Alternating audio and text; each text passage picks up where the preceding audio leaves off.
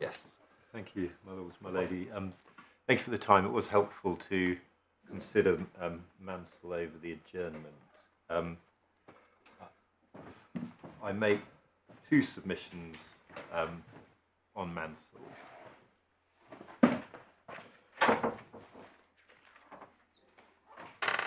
First, that I say that the judge's decision is not necessarily inconsistent with Mansell, and that is because it cites Palmer in support of the proposition that unless there is evidence to suggest otherwise, it may reasonably be assumed that if members followed the officer's recommendation, they did so on the basis of the advice that he or she gave. So it follows that you effectively impute to the Cabinet the reasoning in the report.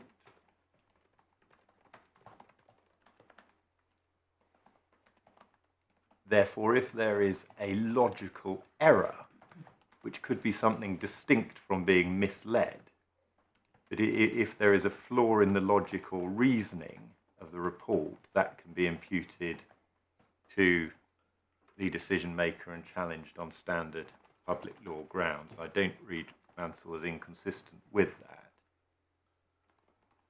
But in any event, even if I were restricted only to the narrower question of whether, and this is my second point, whether the Cabinet were materially misled, I say largely for reasons that I've already traversed in addressing you on the other points, that the February report clearly did materially mislead the Cabinet. I note that Mansell refers, when assessing significance or seriousness of a misleading statement, to context, circumstances, and consequences. Subparagraph 3 of paragraph 42.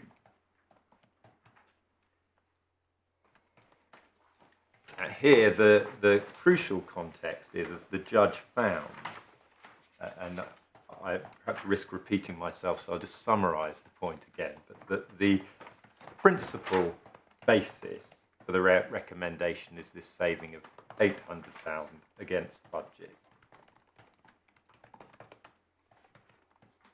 We know the council were not proceeding on the basis that the homes could only be kept in public ownership if they could be run on a cost-neutral basis, because the council said that in terms. So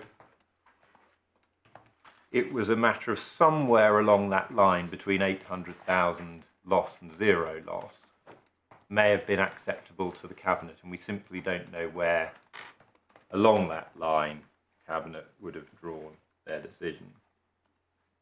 Mansell says that it will be material if either it would or if it might have made a difference. And in my submission, that's a relatively low threshold of might, which is clearly met in this case.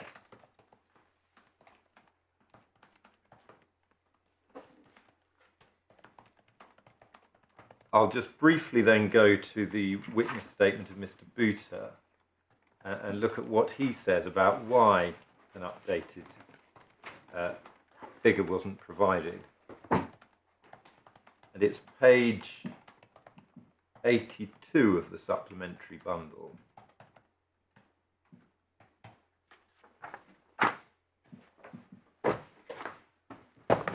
Paragraph 26.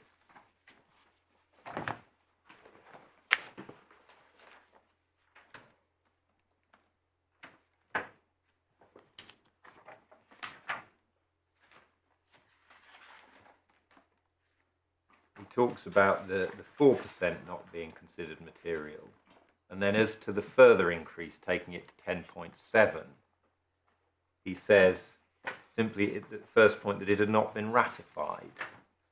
Well, in my submission, that point goes nowhere, because we know here that they are comparing a future budget.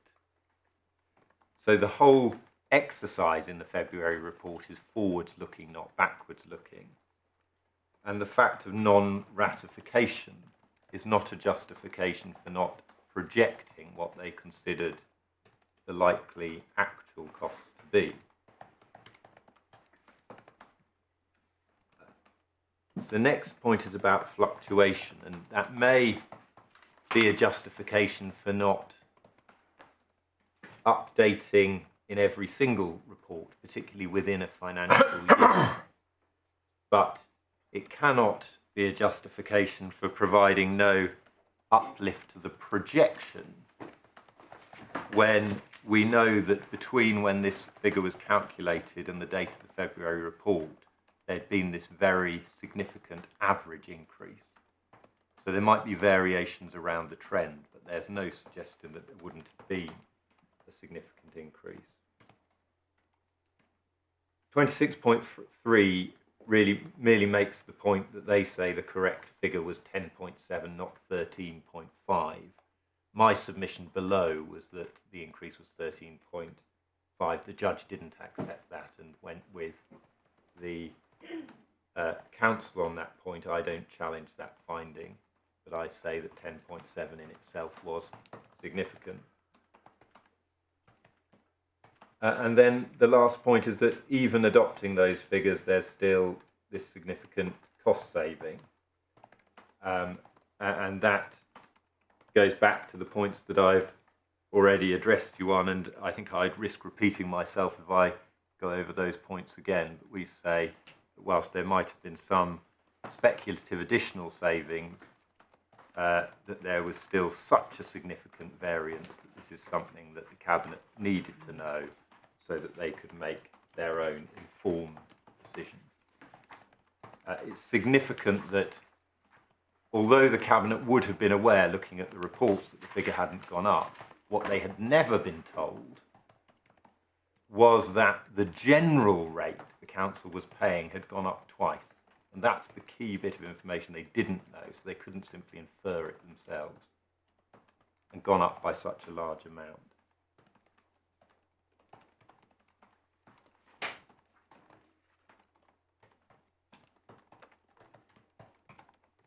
So those are my submissions. In terms of relief, if we get there, I've set out in my skeleton argument, and I think the permission decision endorsed this approach, that it would be appropriate for you, if you're with me on the appeal, to then make your own findings on the judicial review. You've heard all the evidence, and the judge below, whilst it was a permission decision, also heard and fully traversed all of the evidence.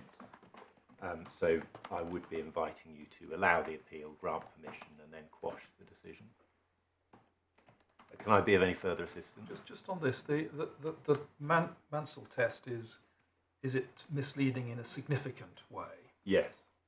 And in determining that question, one has to look, doesn't one, at the entirety of the report? Yes. And indeed, the effect of this error of fact in the context of all the recommendations. Yes. And the recommendations here don't just rely upon the financial business case. That's part of it.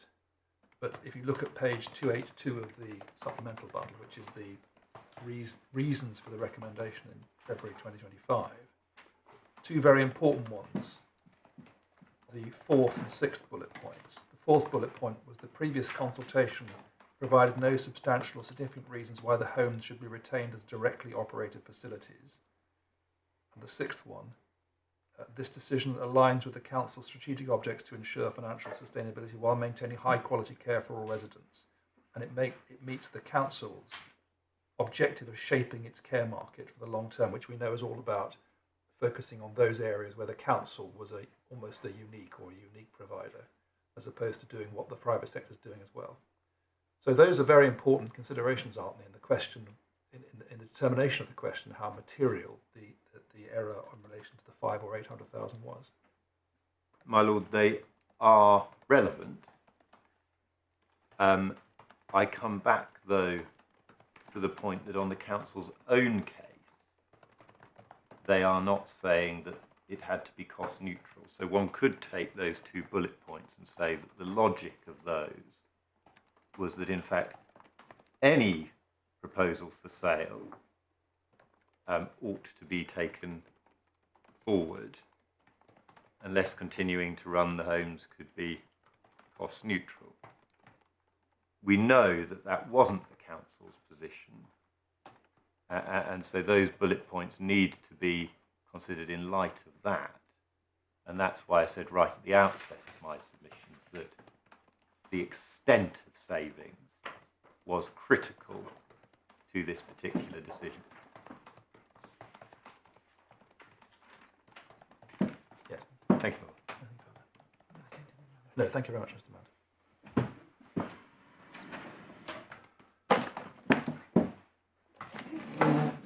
My lord, my lady.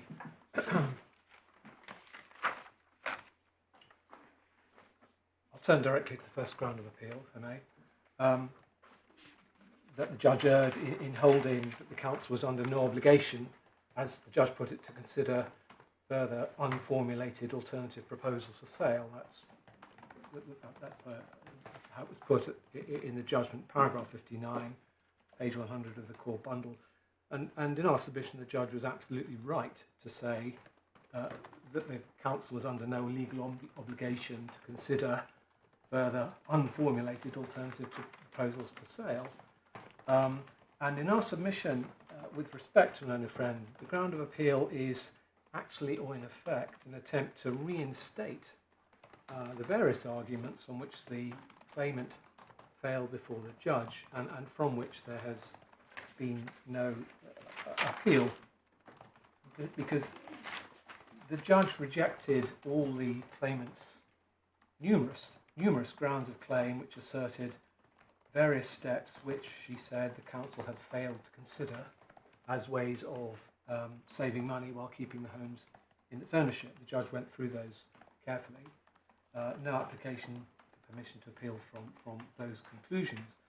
Given, and I'll take you through those very briefly in just a moment, but given this, where does that in fact leave the this ground of appeal? That's to say, where in our submission, where she has to show where the council didn't take some specific matter into account, which it should have done, where the judge has rejected those contentions. Well, in our submission, it's the form of an appeal, but lacking any substance. The assertion, actually or in effect, that the council was obliged, notwithstanding its Wednesbury discretion, to consider taking steps which were, at all material times, and remain complete unknowns. And if one formulates it in that respect, in that way, in my submission, that is in fact the correct formulation of where we are now, it becomes quite clear that, of course, the council is not acting rationally obliged to pursue complete unknowns. And that is what the judge was saying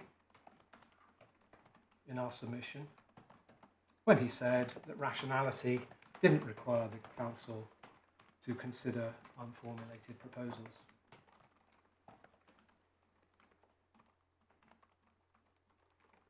If anything, in our respectful submission, the judge was somewhat overstating it. The reality is that on the evidence before the judge, and as it remains, there were and are no proposals that could be formulated.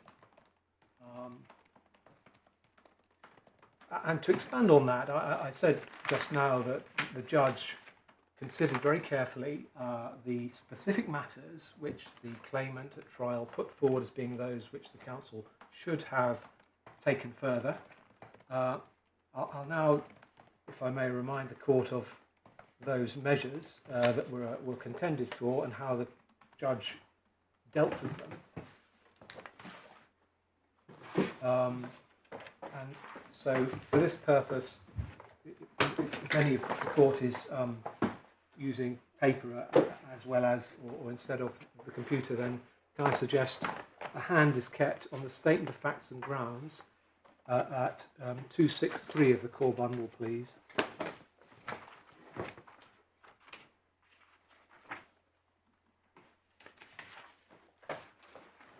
which takes on to paragraph 25 there, and also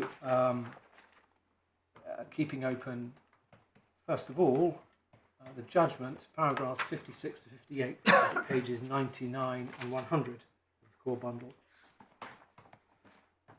So starting at page 263, at paragraph 25, we see the first point at which the statement of facts and grounds puts forward the things that the claimant is saying the council should have considered. The first one of them is in the fifth line, whether charging self-funding residents more, etc. So let's just concentrate for a moment on self-funding residents. One turns to paragraphs 56 to 58 of the judge's judgment, 99 to 100.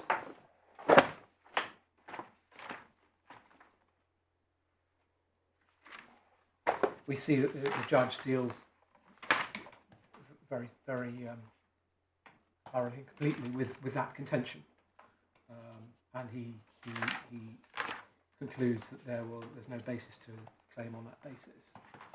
No appeal from that finding. There was a mass of evidence in support of the council's position there. I don't apprehend I need tell the court or give the court those references, because there's no contention that the judge wasn't entitled to reach the conclusions he did on these matters, but I'm happy to do so if it might assist the court. So your point is paragraphs 56, 57, 58, the findings there are not appealed. Indeed. It's not self-funding residents aren't a way through. So then turning back, keeping a hand on the judgment, turning back to page 263, paragraph 25, to look at the next thing the claimant contended the council should have considered. So we see charging self-residents more, occupying the home with more self-funding residents. Well, we've already dealt with the self-funding residents part of it. As to occupation generally, occupation aiming at a higher occupancy rate, whether with self-funding residents or others, that too was dealt with by the learned judge, paragraph 75 at page 105.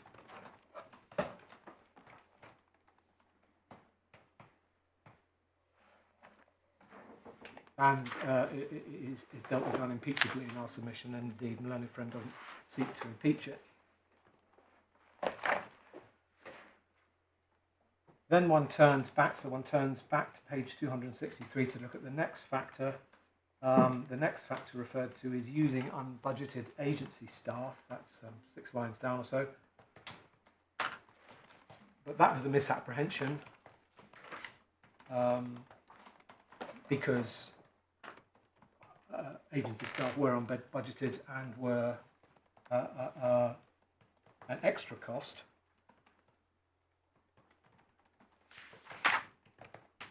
And again, the judge dealt with the issue of agency staff very fully, paragraphs 60 to 63 at page 100 of his judgment.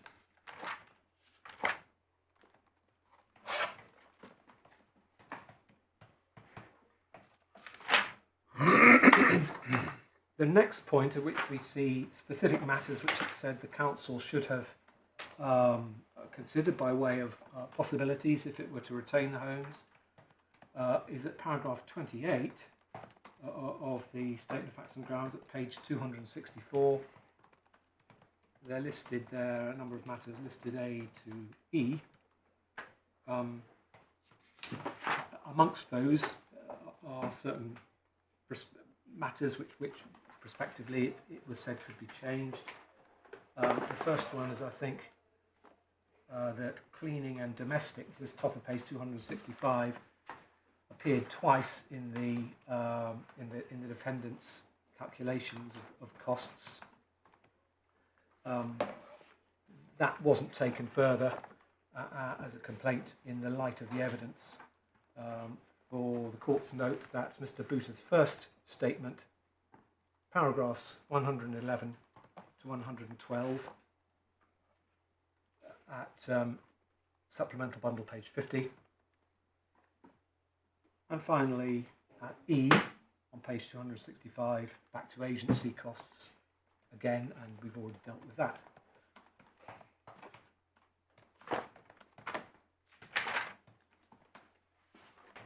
Now, what then, given that the specific matters about which the claimant was complaining as being unconsidered matters, given that they were dealt with by the judge and not appealed, what then are we left with? In our submission, what we are left with is only a few words in the December report, which is at page 169 of the supplemental bundle. Take you there, please.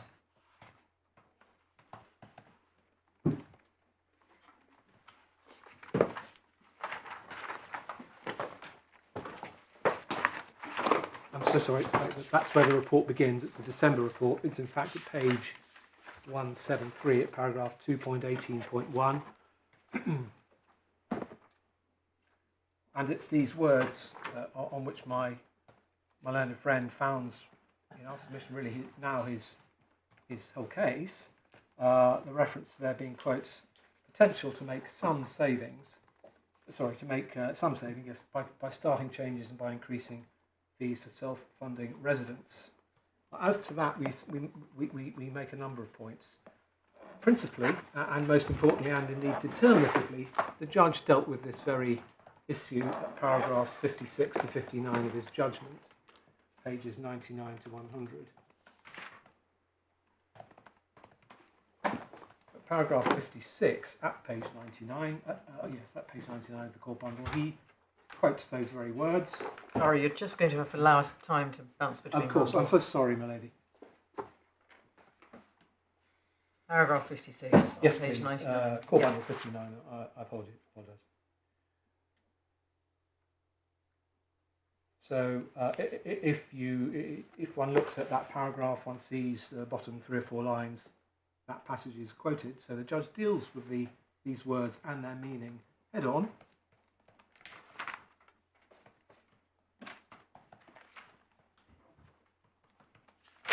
Plainly, in our submission, extremely alert to the position which this report and those words held within the entire iterative decision-making process. Plainly a very careful consideration of the entire decision-making process, and he reaches conclusions about their meaning and significance, and he finds against claimant. And if I may respectfully say so, one perhaps might have been excused for thinking my learned friend was opening the trial of the matter before your lordships on occasion in the submissions. The issue is whether in this and indeed in any other respect the learned judge erred as he contends, and in our submission my learned friend has said nothing to bring those paragraphs or to impeach or suggest these paragraphs are incorrect in any way. So that we say in itself is determinative of the use of that phrase, which, as I say, seems to us, we submit, is now really very much the centre of the learned friend's case. Well, just to be clear, I think a moment ago you said there was no appeal against the findings in these paragraphs. None. Now you're saying that if there is, it does not. The appeal doesn't work. But are you saying it's your point? There is no appeal against those paragraphs, and that's the end of it. There's no appeal in respect of those paragraphs insofar as they're dealing with this particular issue, namely the meaning of the words, potential to make some savings by staffing changes. And the judge dealt with it, decided it didn't get the claimant where she wanted to be, and that was a decision he was entitled to make, and didn't go wrong in our submission.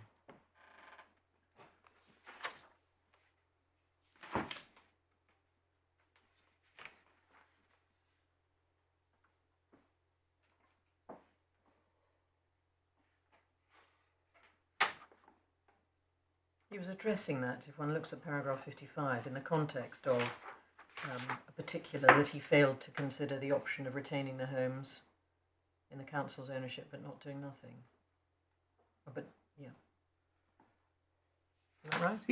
Yes, what he did, so the 3B to C, just before paragraph 56, references his list of gaps at paragraph 10 of the judgment on page 85. So he's taking those together. Yeah. And yes, that is the context in which he's dealing with those words, but one wouldn't expect him to re-deal with them if he thought that they were problematic in any other sense or were relevant to any other alleged gap.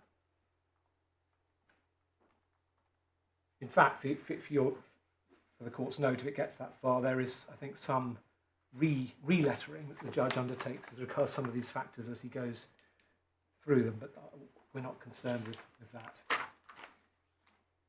So that's my first point on those words. The second point is this. My learned friend said, well, there's no evidence, no explanation in the council's evidence of those words.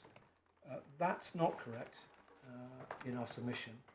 Can I take you back, first of all, to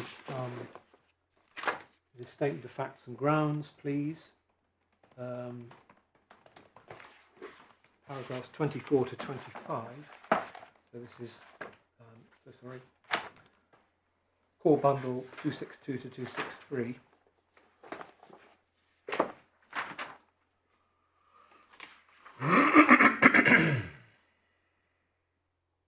So the important point for the submission I will now make is that at paragraph 24b, at the top of page 263, there is reference to the potential for cost savings. And if one turns to Mr. Buta's first statement, at paragraphs 93 to 95, which is page 45 of the supplemental bundle,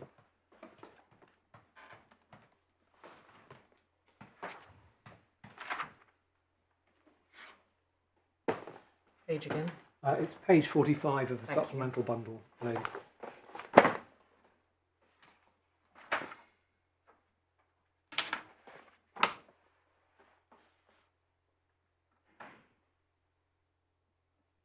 The court will see that above paragraph 93 there is reference to paragraph 24 and 25 of the grounds. So Mr. Buta says what he says, and I invite you, if I may, just to cast an eye over this passage again, 93 to 95, where he's addressing the contention. So, I'm sorry, I'm not. I'm so sorry. I'm not sorry. there because I have a multiplicity of numbers. Oh, yes. So I'm going from the bold number, the number in the middle, the number bold beside number. bold number. Bold number. I'm sorry, yes. Well, that's where I started, and I didn't. Your Ladyship's absolutely right. There are 3 numbers on every page. It's very confusing.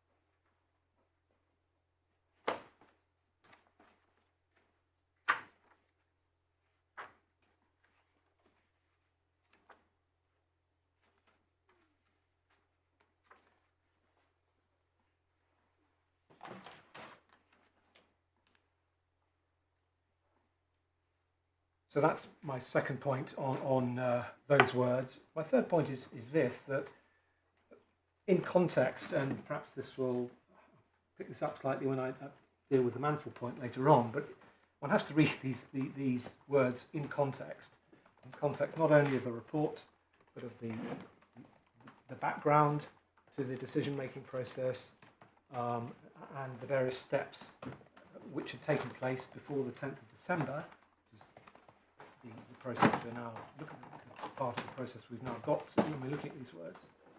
And in our submission, it's quite plain, to the extent that one goes beyond what the judge found. It's quite plain in our submission that they simply recognise these words, that if you wrung the cloth out a little bit tighter, you might get another few drops.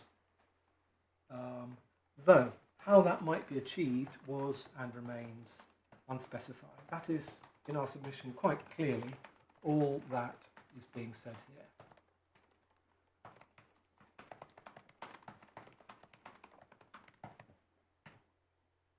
And in support of that submission, I'd also submit that this is a case where the council has been extremely open with the court and the claimant in the litigation process. It sought to explain its decisions very clearly, both in the written material at the time and in multiple statements made by Mr. Buta. So it can't be said that this is a case where, well, yes, they say this, but maybe there's something hiding in the woodwork. This is in our submission, plainly not the case. There's not a substantial stash of money somewhere which officers aren't telling members about or aren't telling the court about. It's clearly not that sort of case. Now, my learned friend says, well, it's not for the public to suggest options to the council, so that given these words, it's for the council to run with matters. Well, I've already addressed you on the meaning of the words, but it is in fact something that members of the public can do. That is the purpose of consultation. It's a point noted by the judge. However, one comes back to the fact that this is a litigation process in which it's the claimant claiming judicial review on the basis that the public body, the council, has failed to explore realistic possibilities. And in that situation, it's for the claimant to say, well, here are the realistic possibilities that you didn't explore. But the effect of the Tameside duty is that the onus is to some extent on you, isn't it? I mean, that's the point of it. It's your decision, you're in the driving seat. Certainly. And you rightly point out, as did the judge, there are the opportunities in consultation for members of the public or indeed commercial organisations to say what they want to say about alternative proposals. Yes. But ultimately, the test is on you, and that is, have you behaved rationally in not investigating various things that you might have investigated in order to reach your decision? Indeed, we accept that. And indeed, the 2 points, the point your lordship makes and the point I was making, or the submission I was making, aren't in conflict. In fact, they're the same point in my submission. But I think it's the context of the observations that are made against you. Yes. And yeah, I've said enough. Yeah, absolutely. And so, having set out the facts, so to speak, I'll turn to the legal aspect, which could be summarised and perhaps dealt with almost entirely as in our submission your lordship has suggested to me in debate just now. So the issue is whether the claimant has identified measures which, acting rationally, the council was bound to regard as achievable means of saving very significant sums of money in running the homes while retaining sufficient quality of service. Sorry, could you just say that submission rather more slowly? Of course. Yes. The issue is whether the claimant has, in the claim, has identified measures which, acting rationally, the council was bound to regard as realistically achievable means of saving very significant sums of money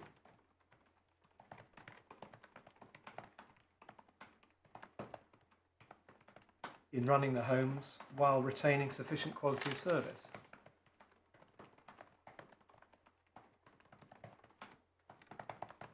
And in my submission, the claimant, with respect, brings nothing to this court. Her specific objections, the specific points she made before the judge have been rejected. There is nothing more other than respect, supposition perhaps underplays it. There's nothing there. Well, that that raises the issues of the status of the judge's findings under ground 2. Yes, to which I will come. Yeah. So turning briefly then. No, I mean ground. Of Sorry, course. so I'm clear about it. Ground 2, as argued before the judge, was the Tameside duty. Oh, I see what you mean. I'm Yes. so sorry. That's correct. That's correct. Now, obviously, the Tameside challenge was rejected. No appeal against that. In debate with my learned friend, your lordship pointed to, I think it was paragraph 82. Bear with me, of the judge's judgment.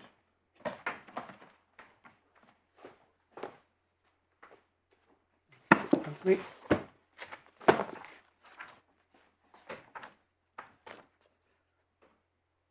Yes, on page 108 of the core bundle. Perhaps if I may take up my Lord Justice Dove's point, or the point I apprehend that may be being made, the link between ground 1 irrationality and ground 2 Tameside before the judge. My Lord Justice Dove was, I think, querying how paragraph 82 fitted with with ground 1. Well, well, the short answer is, in our submission, it doesn't really matter because there's no appeal against the Tameside conclusions.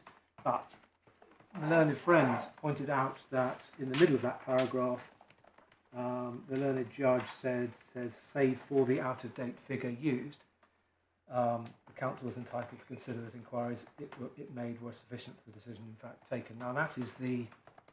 None of the matters you've raised in measuring off the statement of facts and grounds and the judge's judgment address, and I'm sure we're coming to it, the out-of-date figure. Well, that's correct. So the judge reached conclusions in 2 locations of the judgment in relation to the points that have been raised about what might have been done but wasn't. Yes, but here we're dealing, that's in our submission, but the point in the debate at which that comes in is at the respondent's notice and ground 2 of the appeal point.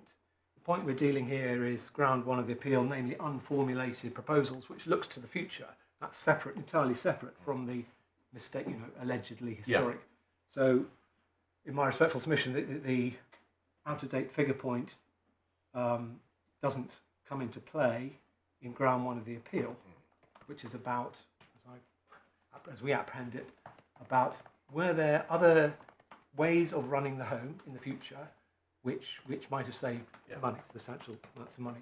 So, but to come back to the point of debate between, one of the points of debate between my Lord Justice Dove and my learned friend about how paragraph 82 ties in with ground 1, irrationality, I think that the key words are save for the out-of-date figure used. That's the sort of fulcrum, if you like, that makes it make sense, or makes the judge's judgment make sense. But as I say, in my submission, that is not to the point as regards ground 1. Sorry, I'm not following this on ground 1 then. So the save for the out-of-date figure used, that's all about their ground 2 on the appeal. That's correct. So what are you getting out of 82? Just to of course, contextualise this, there's no appeal against the Tameside conclusions by the judge. there isn't. It's repackaged as an irrationality complaint. I'm so sorry. It's repackaged as an irrationality ground. I think the same arguments are repackaged under the heading irrationality. I mean, yes, maybe. I mean, they at least overlap substantially before the judge. Yeah. The reason, perhaps ill-advisedly, and I apologise, I haven't been helpful.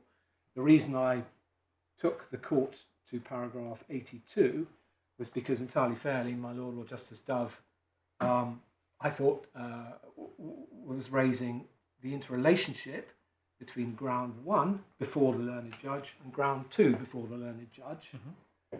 And I was simply trying to address how in paragraph 82 why paragraph 82 dovetailed with the judge's findings on on the irrationality ground. I understood the debate to be that, well, the judge found against the council on the irrationality ground in one respect. But here in paragraph 82, the judge seems to be finding that there's no Tameside problem. And so the debate was, well, you know, how does that work? And I am, I think, like my learned friend did, saying, well, the way it works is because the judge uses those words, save for the out-of-date figure used, which I think is a compendious reference to the problem about the out-of-date figures. So that's ground one. To ground one. So, I mean, you might have said, save for ground one irrationality, the Tameside due to ground two fails. So that's right, or save for the point I found where there was irrationality on ground one. Well, save this, that the intriguing thing about how this all fits together is that in the paragraphs of his judgment to which you've drawn our attention, the errors that appear to be addressed are errors of failure to investigate or provide further evidence in relation to them. And there they're wearing the clothes of rationality. And the judge says, for all the reasons he says, they're not, the omission of those matters weren't irrational. Yes. But it also bleeds into the Tameside duty because the same conclusions read across because it's the same test. Yes. The one that you've adumbrated, which I'm not going to attempt. I think I've got a note of it, and I'm not going to attempt to repeat it and prove I haven't got a note of it. But certainly, you can repackage the same types of claim in different ways. Yeah. I agree. I mean, the reason I've taken you to the paragraphs of ground one relate. I mean, broadly, ground one irrationality before the judge fell into two types of complaint. One is looking at the paperwork. The council made mistakes. And one of the mistakes was the historic figure mistake. Another mistake was about, a number of them were enumerated. The second set of mistakes alleged were about failures to explore other ways in which the homes might be run. And the reason I've concentrated only on those is because that is the ground of appeal. That's the ground of appeal is about the unformulated. Yeah.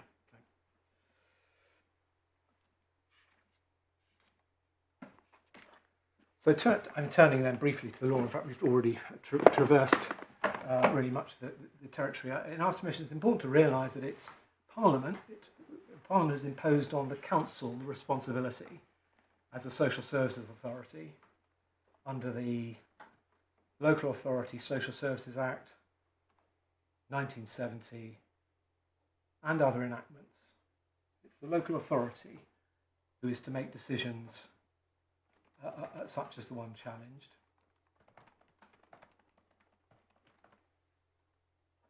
And it can never be irrational for a social services authority, in considering strategic decisions such as this, to decline to explore a possibility that is hypothetical and unevidenced.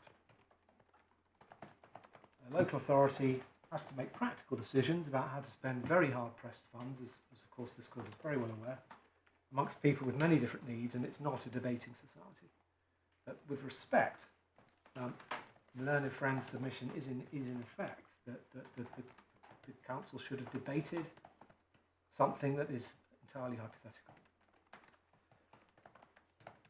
So unless you can say that this savings point was so vitally important to the overall decision that it ought to have been costed, that's part of the council's discretion in deciding what it is and isn't going to explore. Absolutely no. In fact, two steps. One, that it is a possibility at all, a realistic possibility at all on the evidence.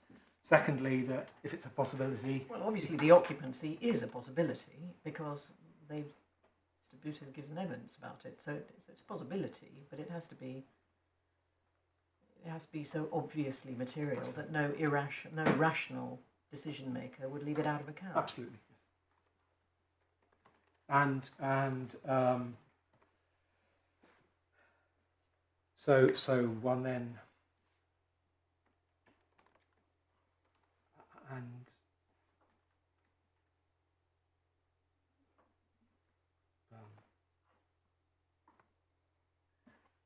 in our submission, the learned judge at paragraph 82 of his judgment, page 108 of the core bundle, expresses the legal point in our respectful submission as it affects local authorities in practice extremely succinctly and absolutely correctly. He says it's consistent with the decision-taking structure of local government that officers must, up to a point, be able to sift out material which they consider to be not realistically viable before presenting proposals to members. That is an aspect of Wednesbury irrationality, Tameside irrationality, however you want to put it.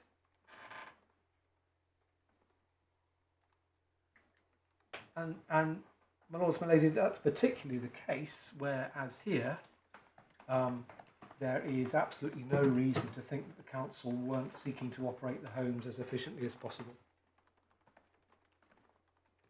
Where the council had adopted a conservative approach to calculating savings by excluding agency costs, very considerable agency costs from the budgeted costs.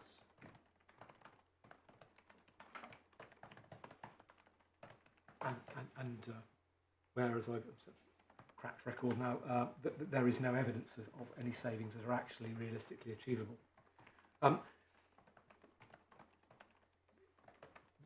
The court's well aware of Tameside. I'd only add a couple of other case law references, if I may. First of all, to a case called TTT against Michaela Community Schools Trust, which is the relevant passage of which is at page 298 of the authorities bundle.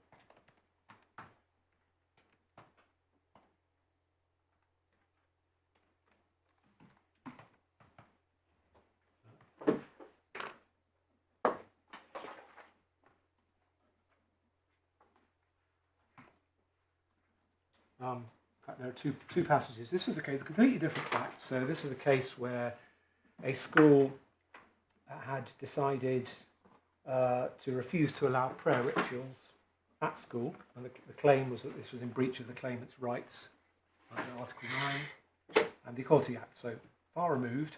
But if we look at paragraph 161, please, bottom of page 298 of the authorities bundle, you'll see that Mr. Coppell, as he then was, who appeared for the school, referred to the predictive judgment of the school in the House of Lords case of Begum, which was about similar matters, religious freedoms in schools. So here is Mr. Coppell's submission and reference to what I think Lord Bingham said. Yes, what Lord Bingham said at the top of page 299.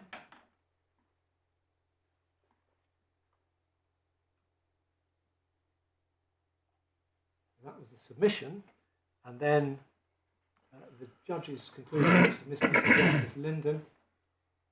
If one turns to page 308, please.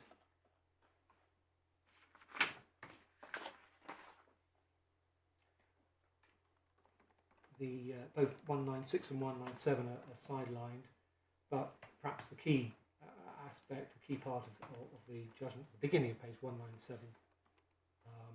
I also accept Ms. Burble saying she's the head teacher, her judgment prediction there would be substantial take-up of the opportunity to pray at lunchtime.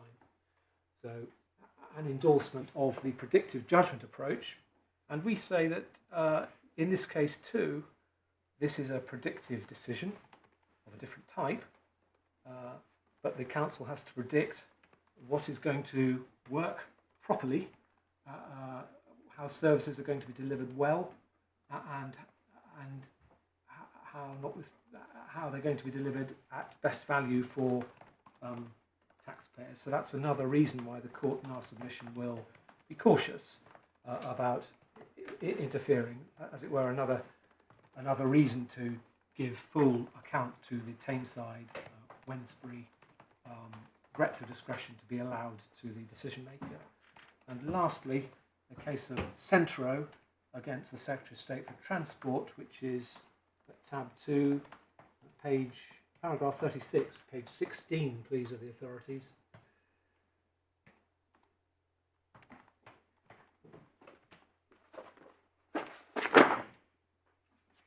So again, far removed from our facts. This was a case about the decision maker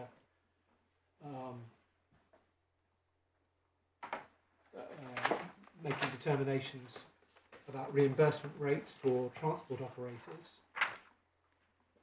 That paragraph 36 shows that the court will, again, be cautious about intervening where there's a matter involving technical or specialist expertise, which the public bodies officials are better placed to consider than a court.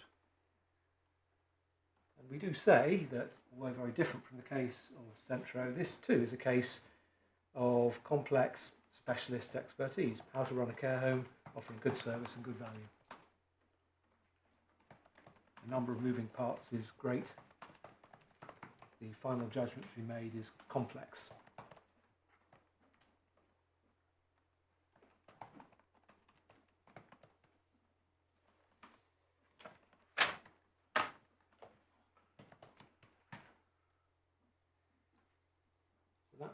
That's if you like, on a pure Wednesbury approach, if the matter were to be put on the basis of a failure to take into account relevant considerations, the case law is to the same effect by a different route, and I referred in the Skeleton argument to Friends of the Earth. That's at pages, the relevant passage is at pages 214 to 15 of the authorities bundle.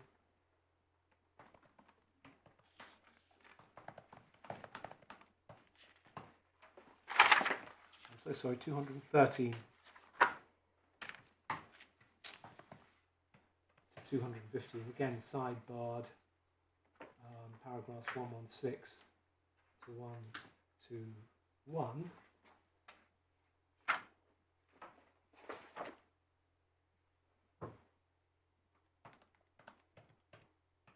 There's reference to the threefold categorization of potentially relevant factors.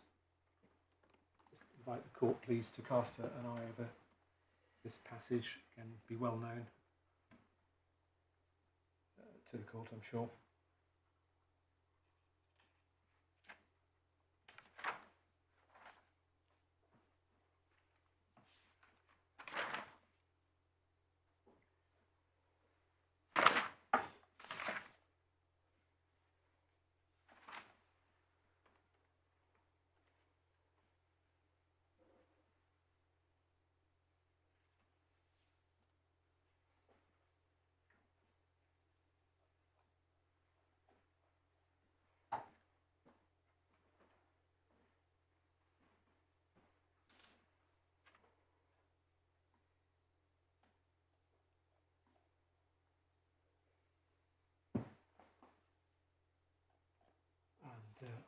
I should have said and failed to say, this is a Supreme Court case, and this is part of the judgment of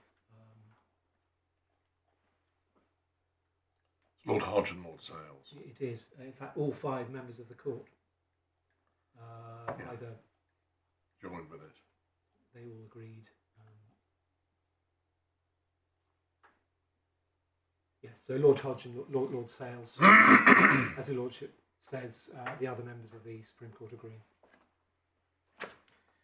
So we say whichever rationality box you put it in, that the result is the same. Now, in debate, sorry, before I get there, one other short point mentioned, I think, in the Skeleton argument, but I'll touch on this briefly. The claimant, to an extent, has sought to cast this issue as involving a balance of potential savings against potential harms, not so much this morning as I apprehend it, but in the Skeleton argument. In our submission, there was no evidence that the concerns about potential harm has had any foundation, and indeed the judge dealt with the claimant's argument that transfer of the homes to private ownership risked the viability of the homes. I don't think we need go there, but that's paragraphs 64 to 74 of his judgment. Core bundle 101 to 105.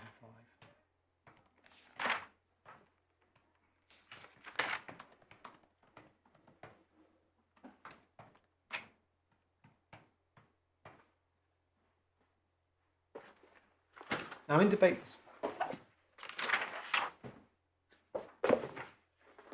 In debate this morning, my Lord Justice Dove mentioned the potential relevance of case law on misleading reports.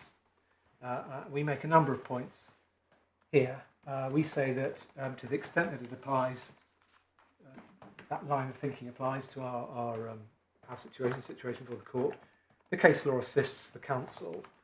We make the following points. First of all, there was, of course, no allegation that any of the reports were misleading. It wasn't a basis of claim. And whilst we entirely understand why my Lord Justice Dove has raised this line of authority, we say that since this wasn't a basis of claim, there can be no possible finding, certainly not at this stage in the litigation, that the report was misleading. And we say that it's quite right that the learned friends for the claimant didn't allege that any of the reports were misleading.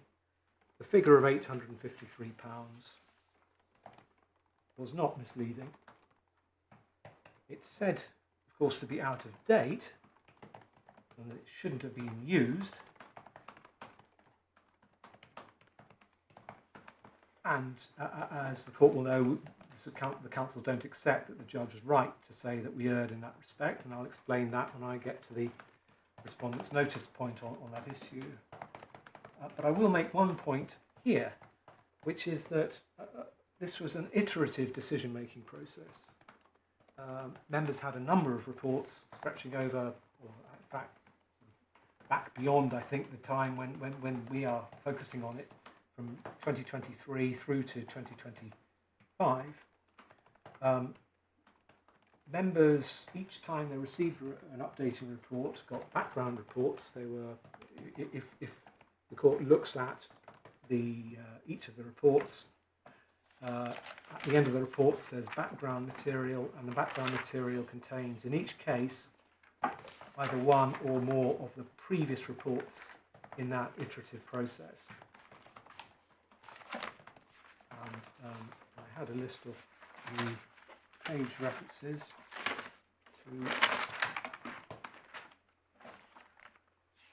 to the pages in which that is made clear. Sorry. Yes, for the court's note, if I may, the March 2024 report. It's page 143 of the supplemental bundle. When the background material provided is shown. The October 24 report, it's page 158 of the supplemental bundle. December 24. So what is page 158? 158 of the. So what is it? What is it? So this is the end of. I see. It tells you what the background paper is. Indeed, yes. I'm sorry, I'm not making myself clear. So I'm giving the court the relevant page to each of these iterative reports, showing where it is. Yeah. And what background material was provided with it. Well, or what the background material was. It varied from. We don't have complete, as you know, lady. We don't have complete sets of the material before members at each point. One can take a reasonable guess, or very clear. One's either told very clearly what it is, or can take a reasonable guess at what the material was. In each case, certainly in each case, I believe at least one cabinet meeting, if not more, cabinet report was provided. So the other pages, December 2024 report. It's page 180.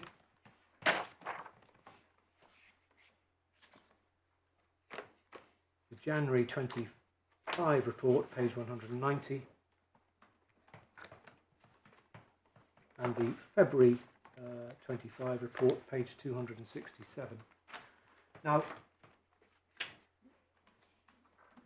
the court should approach this decision-making process on the basis of institutional memory. These members will will recall this is an iterative decision. They've made previous decisions in relation to it. They will know that they've received material relating to it. It's brought to their attention time after time. They will know that the figure of £853 originated back in March 2024.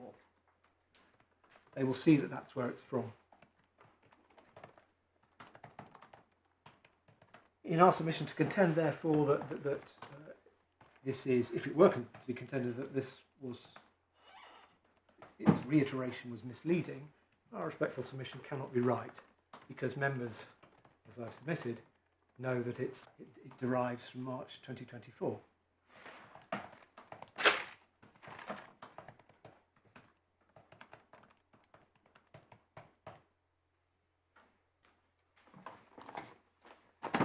That's my second submission. My third submission is this: that I'd say one has to be fairly careful, somewhat cautious in applying this line of cases, such as Mansell, to the current facts, because case law is a fairly distinct, as I understand it, a fairly distinct set of authorities relating to planning, above all, and a planning report, I'm no expert, so I'll probably be corrected if I'm wrong about this, but a planning report will tend to explain what permission is sought, and here are the factors for and against, and what's your decision. That's very different from an iterative decision where there's a sort of building up of knowledge, and where one has to read the entirety of the reports together to determine whether they are, it can be said to be misleading.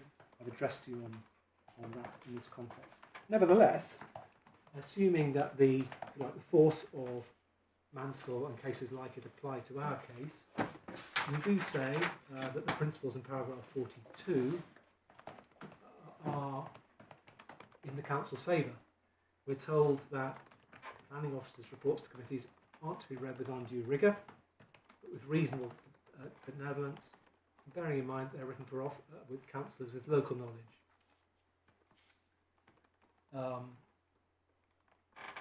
The question for the court will always be whether, on a fair reading of the reports as a whole, and in our submission here that means fair reading of the reports as a whole, the officer has materially misled the members. And we say that that's not the case. And then paragraph 3, the temperature, if you like, of the wording is perhaps turned up a bit. The issue is whether an officer's advice is significantly or seriously misleading.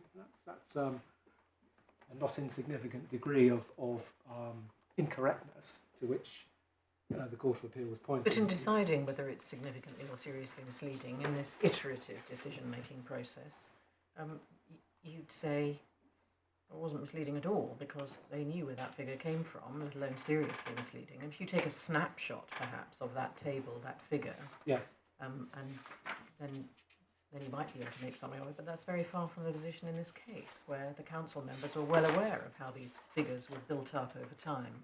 yes. In just one other thing, as you say, in the planning context, there's one report, the council makes its decision, and it's deemed that if it just says we're following the officer's recommendations, then the reasoning is taken to be the reasoning in the report. Where you have an iterative decision-making process, it is.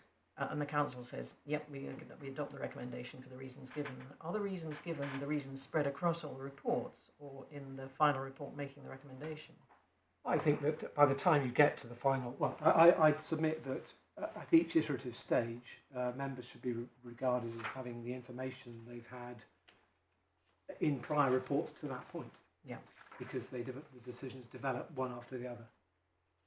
Just to dispel a myth which appears to be emerging, planning cases don't just involve one report very often. They very often involve a number of reports, because there'll be a report, then a site visit, then they come back, and it's a similar process to this, where either it will be as a background paper, or indeed providing the whole of the paper, or providing the previous paper with a track changed or suitably obvious means whereby the report has been amended. That's before the members to exercise their institutional memory. I'm very grateful, and I apologise for the... That's quite all right.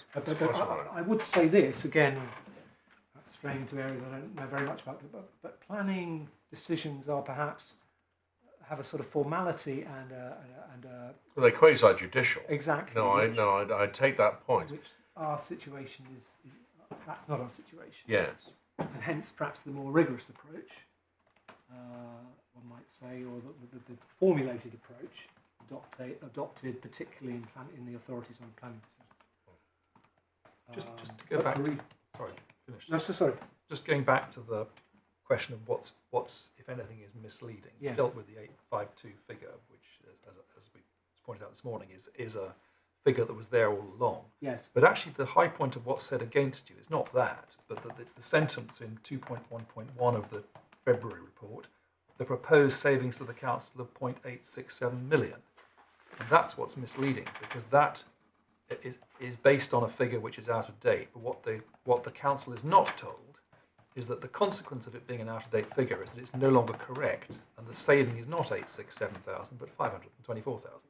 Well, we say that's a distinction with respect, Lord, a distinction without a difference, because the reason why it's said to be incorrect is because of the out-of-date figure.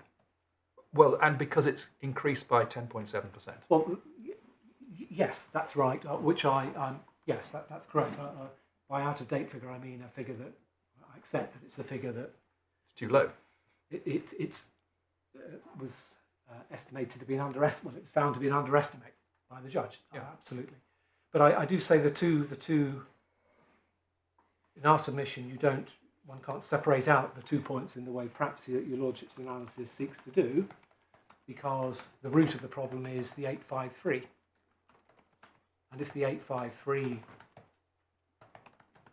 wasn't misleading, then in our submission, the total savings can't have been misleading either.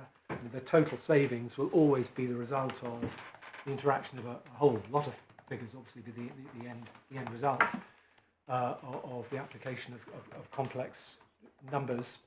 And so inevitably there will always be some figures which aren't quite right or not quite up to date. Well, the judge found that the figure of 85269 wasn't an error of fact, didn't he? He did. Paragraph 76, he dismissed ground 4, saying that the error of fact jurisdiction didn't arise in this case because that figure was neither uncontentious nor objectively verifiable, which is the basis on which the E jurisdiction operates. And it seemed to me that the reason why he was doing that was that it came from the background that figure was a judgment. Yes, that's right. Which is a far more elegant way of putting the point I was attempting to make in discussion with my Lord Justice Zacaroli, in the sense that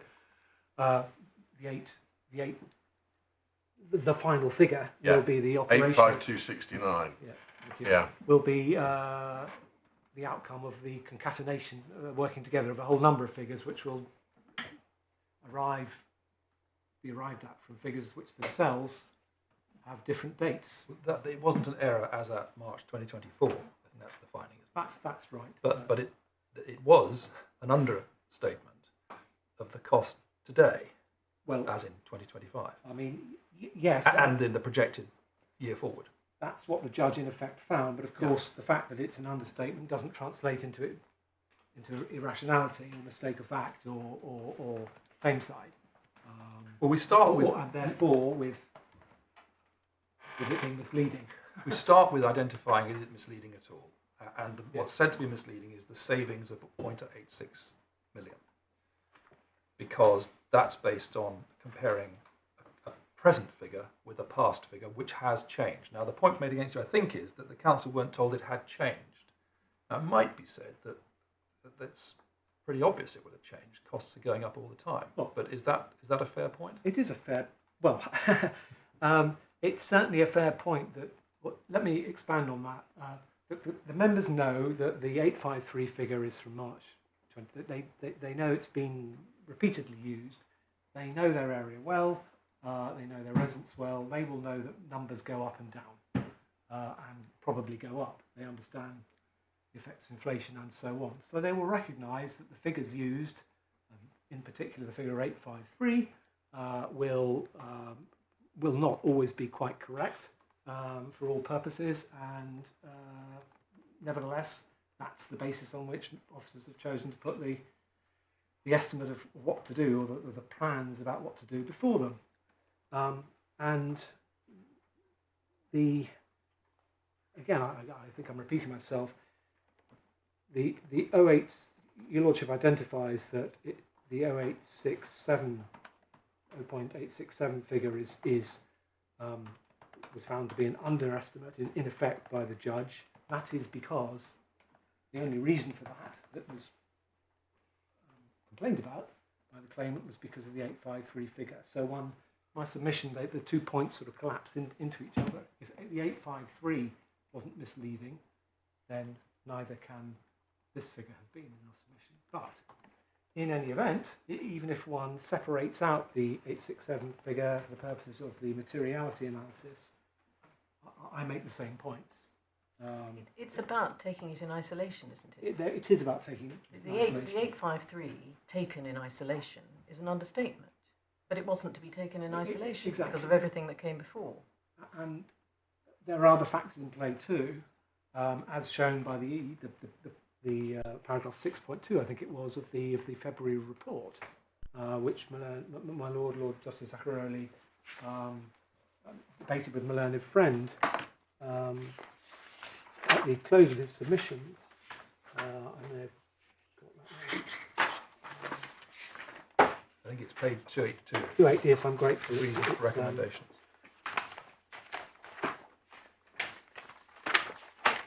Yes.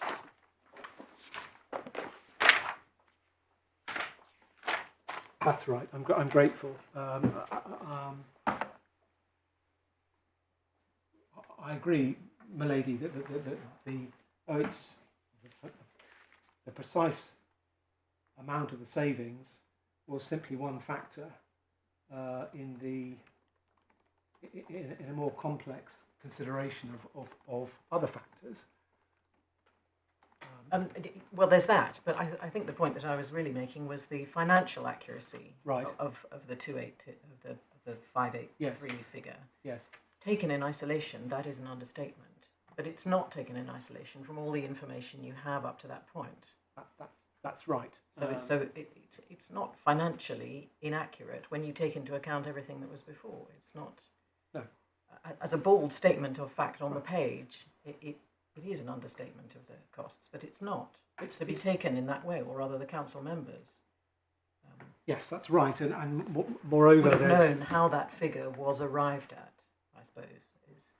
Yes, that's right, and moreover, one of course, one recalls that officers were careful to, whether they're careful to or not, the fact is that agency costs were kept out of this figure. So that on any view, it's a conservative approach in any event, and that too means that it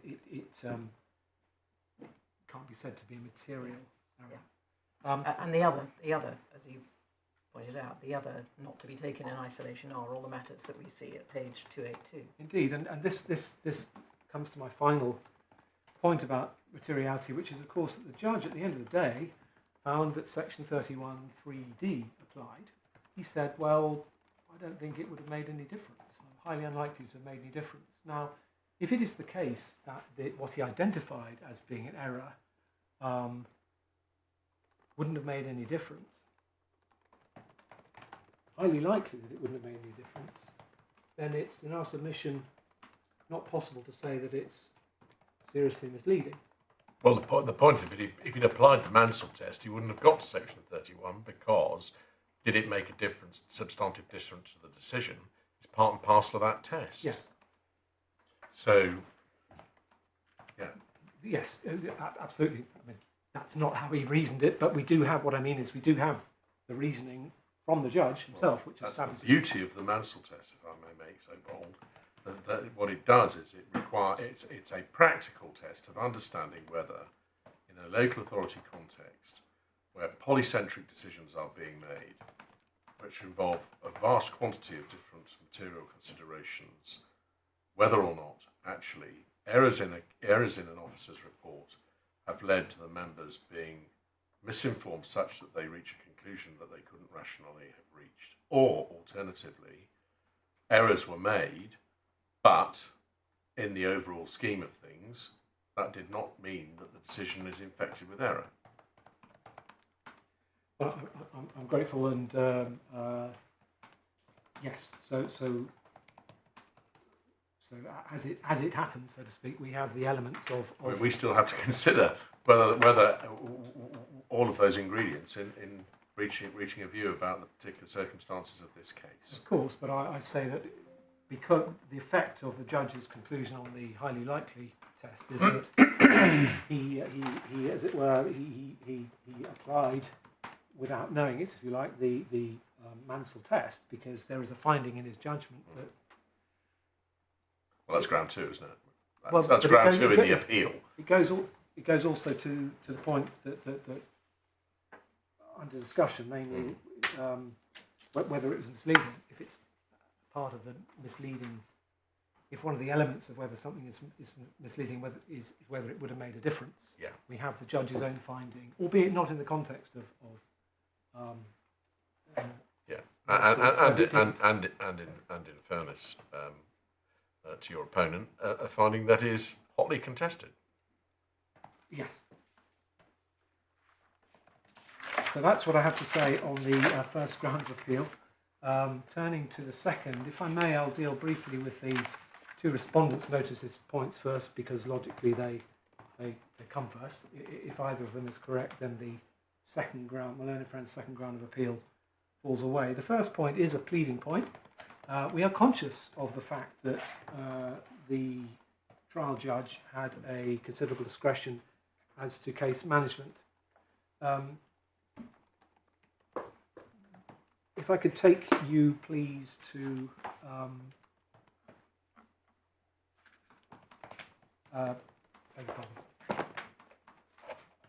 take you to the statement of facts and grounds, please. Pages 254 to 274 of the core bundle.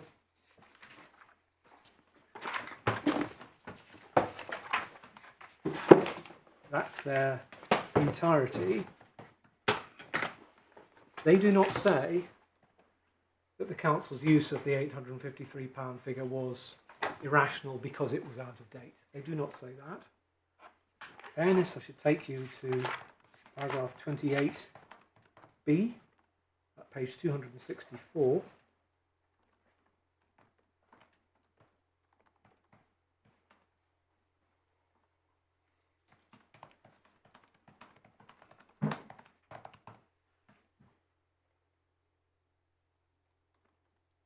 Where there's reference to Alison Avalon Rawlings' statement, and a pleading that the rate per week used by the defendant was erroneous, at odds with the empirical facts established by local market evidence. The point being made there was a different point from the point subsequently made about the figures being out of date. It was an argument simply that the council reached the wrong figure using wrong comparator information. And that was a separate point dealt with very fully by the judge in our submission at paragraphs 17 to 47 of his judgment, which is at pages 88 to 97 of the core bundle.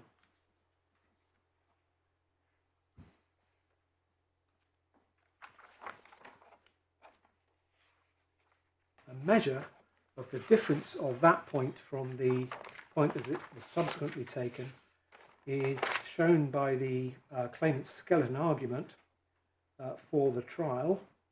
That starts at page 154. We can go to page 164, please.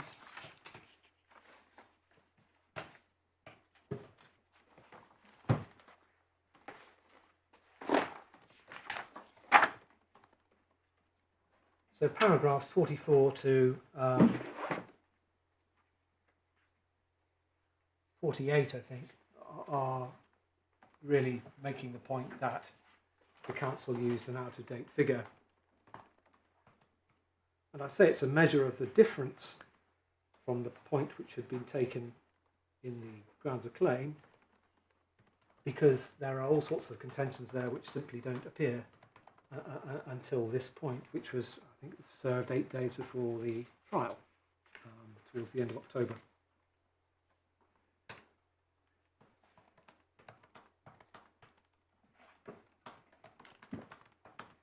The learned friend says, well, the matters on which the claimant was relying only became clear some way into the litigation. But first of all, of course, the claimant knew that the same figure of £853 had been used, time out of mind, as far as the claimant's claim is concerned, from March 2024. Secondly, this Scoden argument was delivered, I think, in middle of June, so there was plenty of time to amend the claim. Now, the claimant says, well, the defendant managed to put in evidence to meet the claim, and yes, we believe we did, and to meet it successfully, which I'll deal with in just a moment. But a Scoden argument with respect isn't a pleading, and applying the approach of Lord Justice Singh and his colleagues in Talpada, to which my learned friend has taken you, and for your note, that's tab 3 of the authorities, page 41, paragraphs 67 to 69. We say that the judge erred in letting this matter be stand as a ground of claim.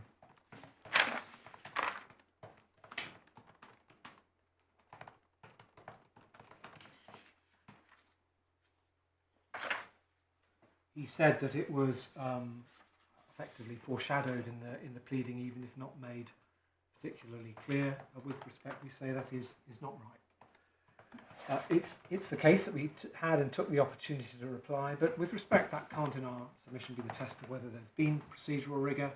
It's because of a lack of procedural rigour that we had to provide a statement in this way at the last moment. The fact that we managed to do so can't be a reason for departing from the Court of Appeal's approach in Talpada. That is to put on, if you like, to make it the burden of the innocent party to decide what to do in a situation like that. So that is our pleading point.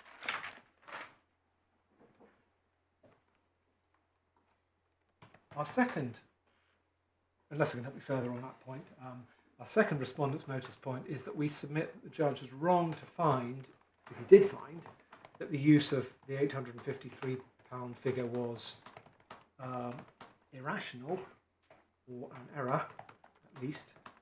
And indeed, we say with respect that the judge lost sight of the fact that irrationality had to be shown.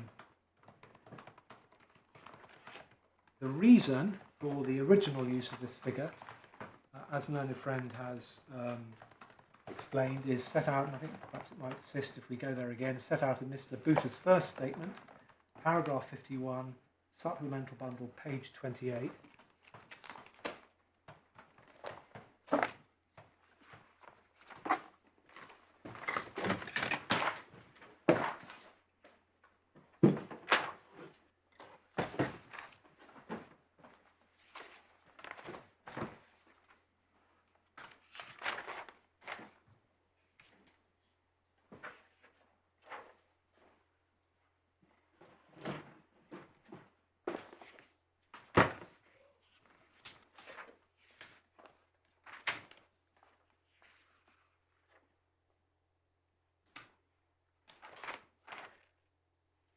This statement, of course, was made some months before the point in our submission was about the reasons for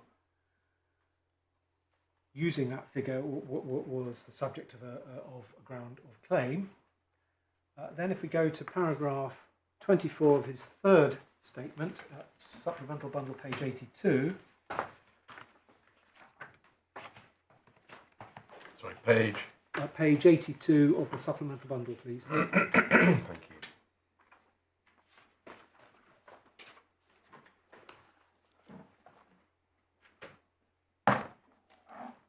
paragraph 26, as my learned friend again has alluded to, Mr. Buter responds to the contention in paragraph 29 of the Skeleton argument about the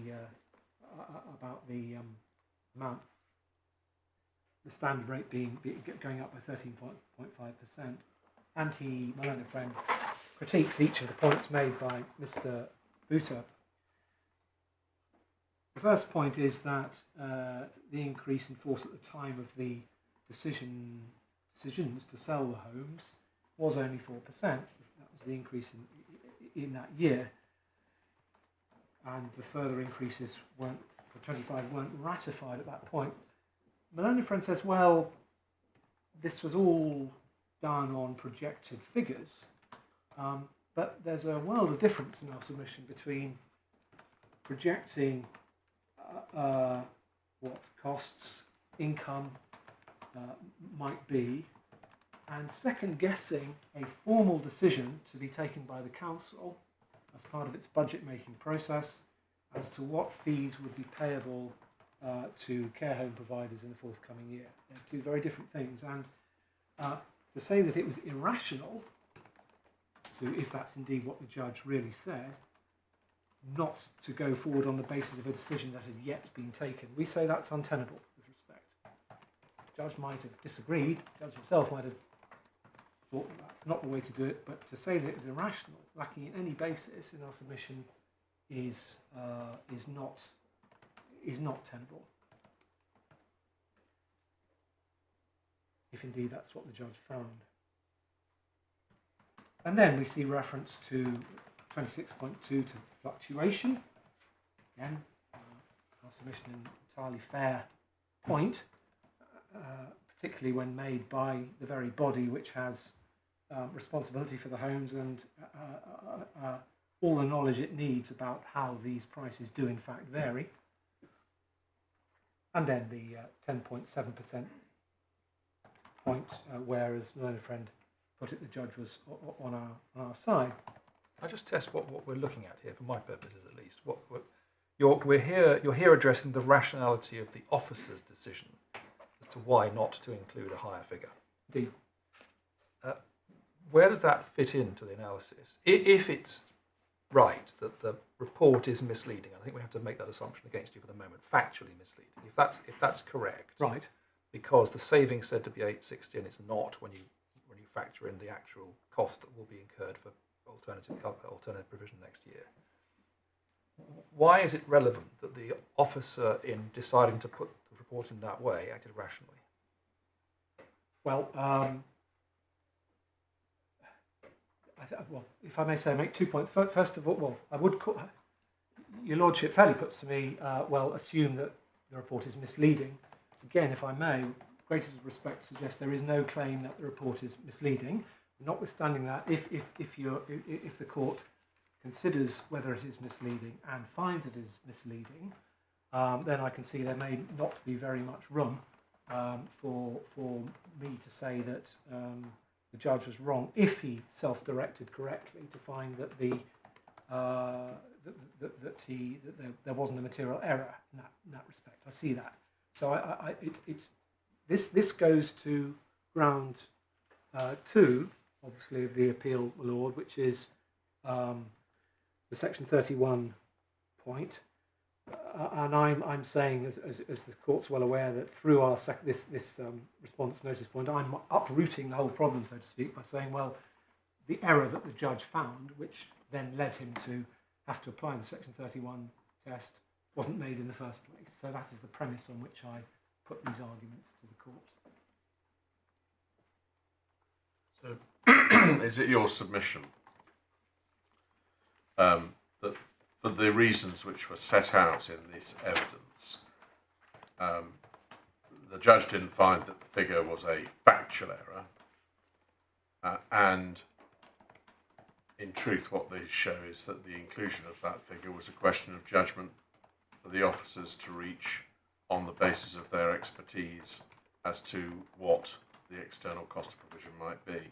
We do say that, and we also say, with the greatest respect to the trial judge, that actually he lost sight of the nature of the test that he should have been applying in the first place. So it wouldn't be impossible for that judgment to have been exercised irrationally. No, absolutely. We say this is an entirely rational approach. Yes, but on the other hand, it could be the case that the officer's report or even his evidence could have said, well, I chose this figure because it really is a very close anomaly to my wife's birthday. Right. In which case, the inclusion of it in the report would obviously be irrational. Absolutely. But the point is, the figure isn't a figure like today is the 5th of March because it's the 5th day of March. It's a figure which is arrived at from a whole variety of inputs and the exercise of judgment. That's right. And one has to, of course, recall what rationality means. It means, is there some basis for it that makes sense? Well, in our submission, yes, plainly there is.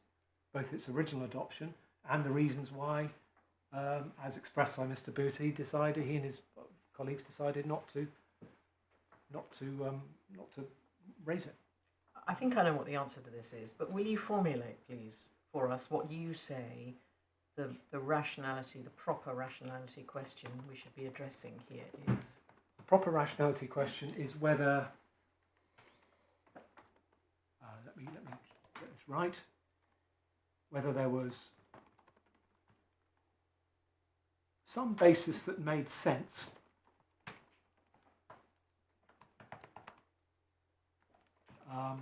for the approach taken. What do you mean by the approach taken? Some basis that had a reason to it, that one couldn't immediately say. But when you say for the approach taken, you mean was there some reasonable basis for using the 852? Yes. For continuing to use the 852 figure? Well, I think for starting, you'd have to start with the use of the 852 figure because you've got to show that you started with a reasonable figure and that you continued with it. And if we applied what was said in Law Society at paragraph 98, that would be a figure where there was no demonstrable flaw in the reasoning which led to it. Yes, as you may have seen from my skeleton argument, I'm a little bit cautious about accepting that the approach in cases like Law Society and KP apply to this situation. I'll deal with that. Yeah. So I don't disagree with anything what my lady said, but I think that may leave open the question, well, what do you mean by reasonable? And by reasonable, I mean some reason that has a logical basis. I think that's probably how I'd put it. I'm not sure I could reduce it to more simple, to make it simpler. Whether there was some logical basis for the use of the 852 figure. Yes, I mean, in the old days, in some contexts, perhaps more in the private law context than in the public law context, there was the test of, oh my goodness, that doesn't make any sense. I mean, actually, that sort of visceral reaction is I think, still quite a fair test. Can one say of any of these things, oh my goodness, that just doesn't make sense? And that is, I think, a decision which does not add up or has been robbed of logic. Well, as I say, yes, I'm happy with that. Or as I say, logic in these circumstances. I don't think those are my words, by the way. I think that comes from an earlier decision. But anyway, yes. I think I'm probably generating more words than light at the moment. That's my fault. But yes, some logical basis for the approach. So we then turn to what the judge said, because of course I have to identify the judge made an error in his approach. And if we turn to page 52, paragraph 52, which is a core bundle, page 98.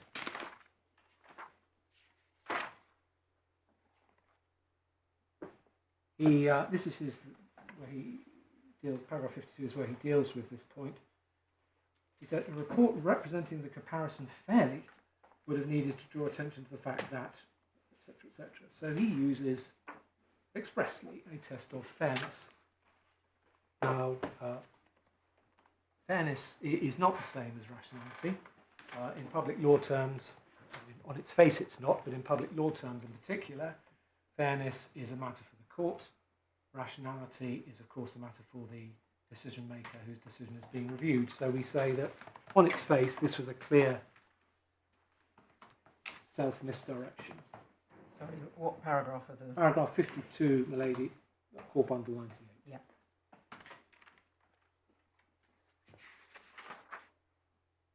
In effect, to paraphrase what the learned judge was saying, he seems to have been saying, well, it's not the way I'd have done it.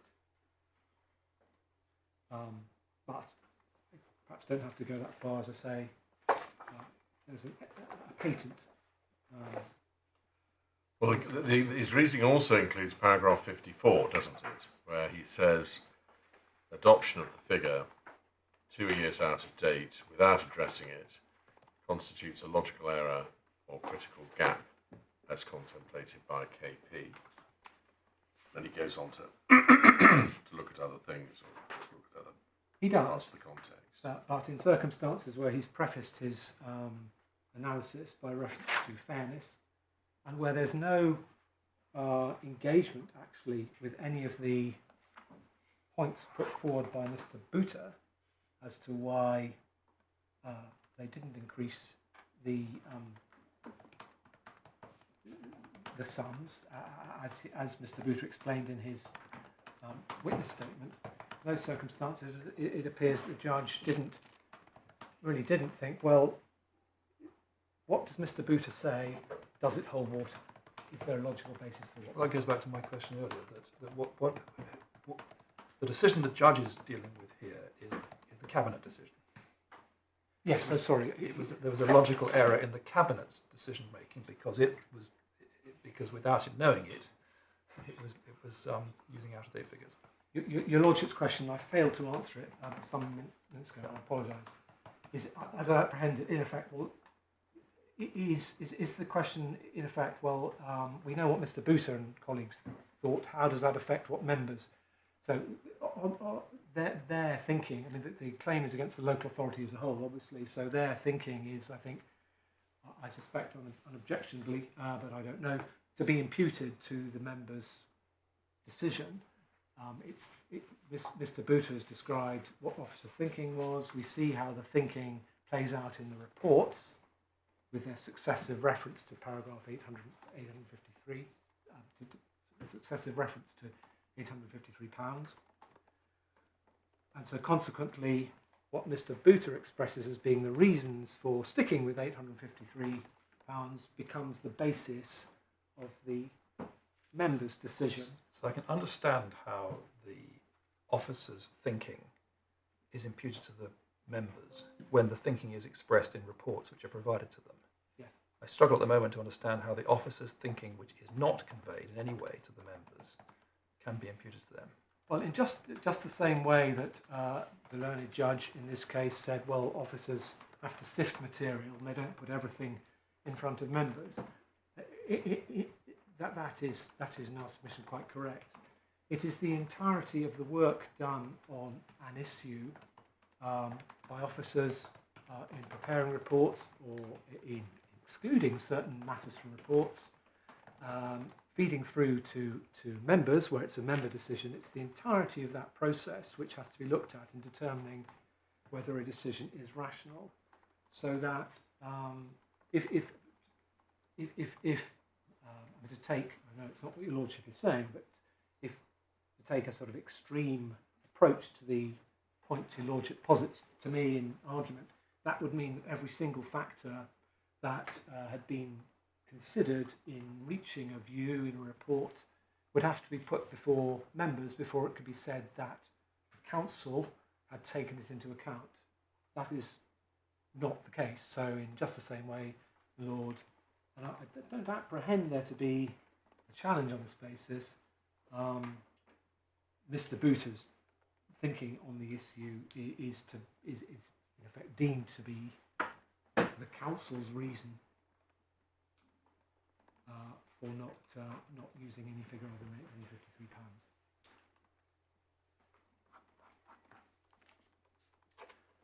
£853.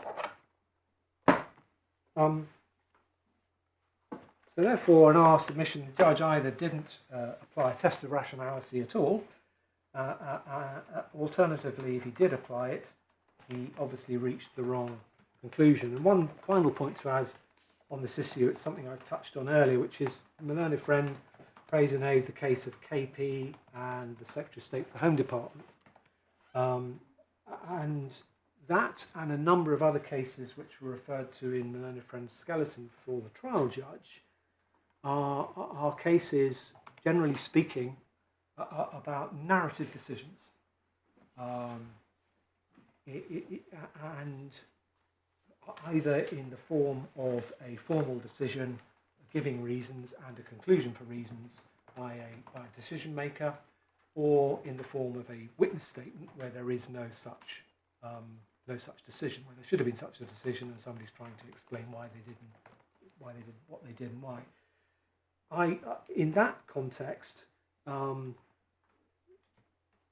one sees why Mr. Justice Chamberlain, for instance, in the KP case, said the process of reasoning should contain no logical error or critical gap.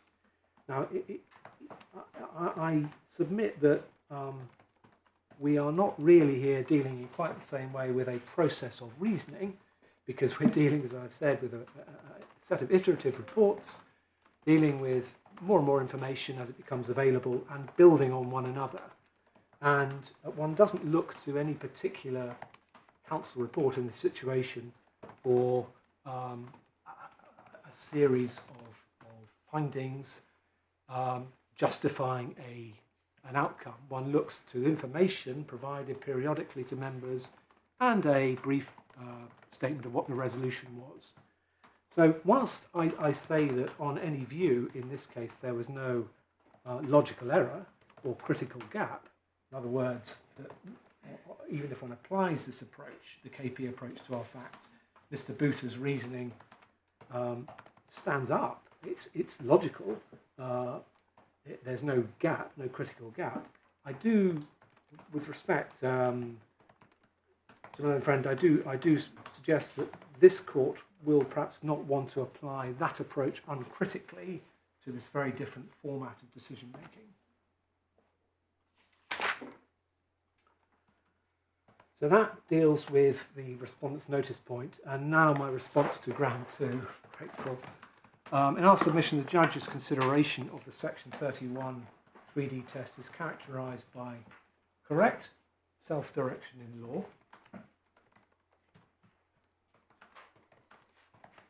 law, making assumptions against the council,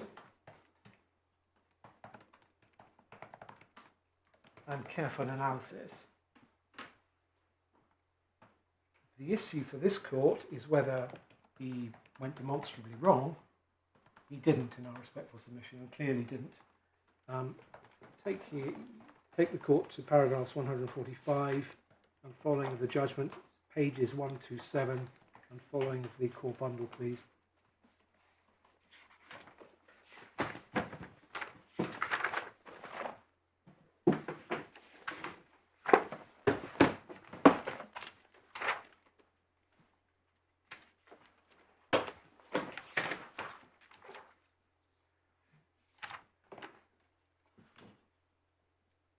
So paragraph 145, the judge begins his analysis. He identifies at paragraph 146 what the error was. It's interesting that he doesn't say in terms that it was an error which would have led him to quash the decision, but put that aside for just one moment.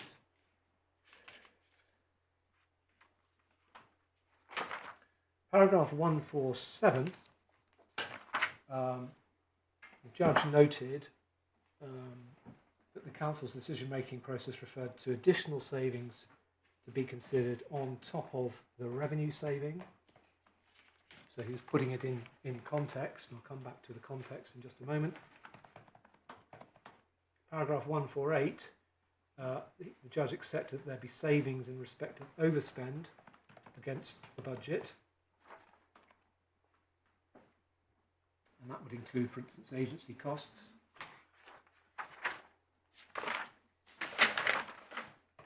Paragraphs 158 to 152, the judge there in a passage, we don't have to look at any detail, I think, the judge didn't accept that there was robust evidence of savings in capital investment or as a consequence of the capital receipt on which he could rely for these purposes. So he wasn't making sure he wasn't giving the council the benefit of the doubt at this part of his reasoning. He's thinking critically about the council's case on section 31(3)(d), then considered and set out in full the relevant parts of section 31, and then at paragraphs 154 to 156 he directed himself correctly by reference to the leading authorities, first Bradbury and Plan B. In particular, he quoted paragraph 273 from Plan B, which, as my learned friend has submitted, is a passage where the court tells readers and tells this judge that he's to be cautious in different ways about applying this test. So the judge had that fully on board. Paragraph 155, reference to Bradbury, and this important passage from Bradbury at paragraph 74, the second half of that quotation, the focus should be on the impact of the error on the decision-making process that the decision-maker undertook to ascertain whether it's highly likely that the decision that the public body took wouldn't have been substantially different. So the key thing here is to put the error in the context of the decision-making process.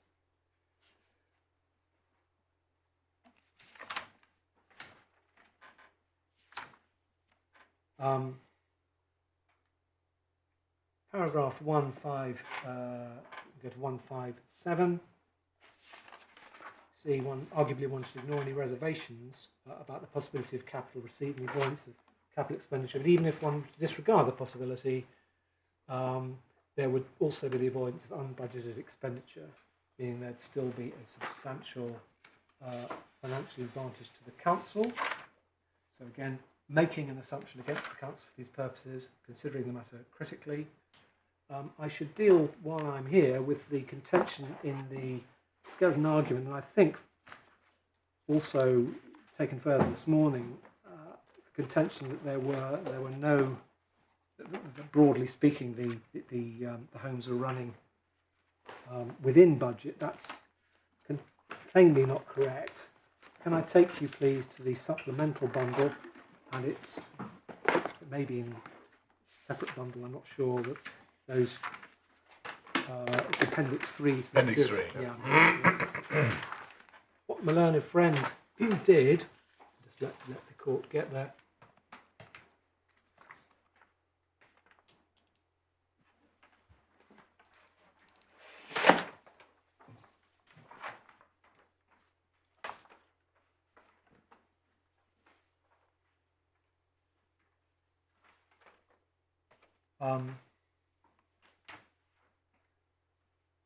Was take you to bear with me. Let's take you to the total direct costs line, which is not the literal and actual bottom line, because they come before income. And so the final line on these pages is the total net position. In other words, you have to look and see what the effect of budgeted income and actual income for the year is. And so, for instance, looking at paragraph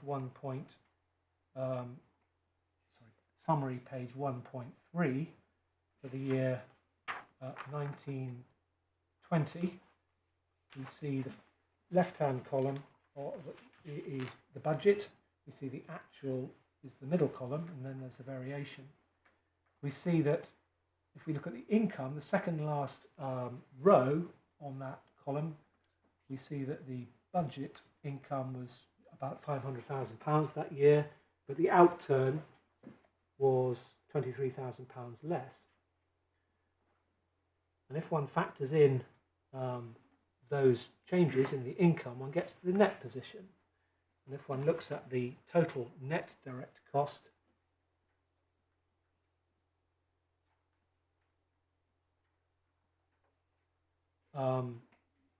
we see that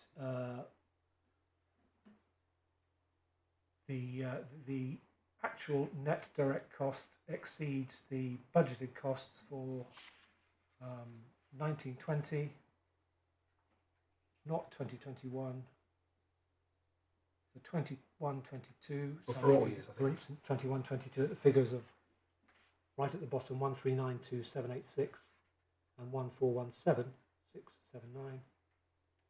Again, exceeded considerably for 22-23, 23-24, and 24-25. So I don't think I need to take you through any more of these materials, but the reality is that that page and the other pages show that this was certainly not an operation that was historically within budget.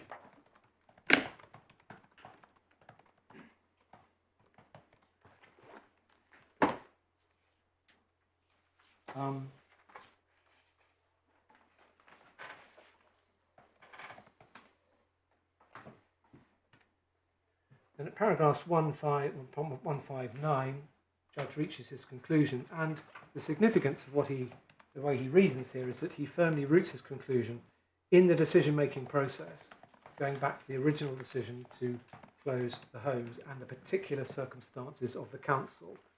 He doesn't commit the cardinal error of himself deciding what he would have done. He does exactly what Mr. Justice Lewis and colleagues says should be done in Bradbury, which is to consider the entirety of the decision-making process and consider the impact of the error on that decision-making process. And that, therefore, is a decision that is without legal error. Before turning briefly to learned friends' points on Section 31D, I'd also like to refer to the Zacaroli case. That's at tab 8. The relevant passage of the Zacaroli case is the Court of Appeal decision. Relevant passage is at page 247, please.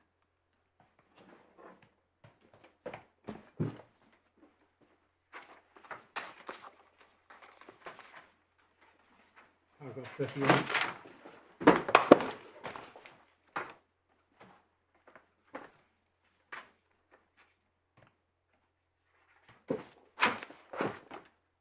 To the effect that the courts can't shirk this decision-making process.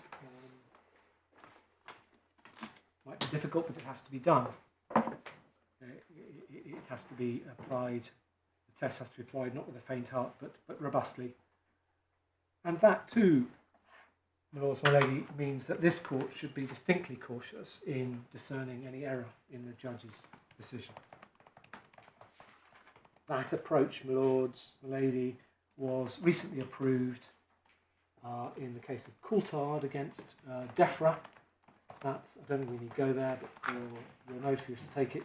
It's tab 14 of the authorities, paragraphs 44 to 45, page 453, case of Coulthard against Defra.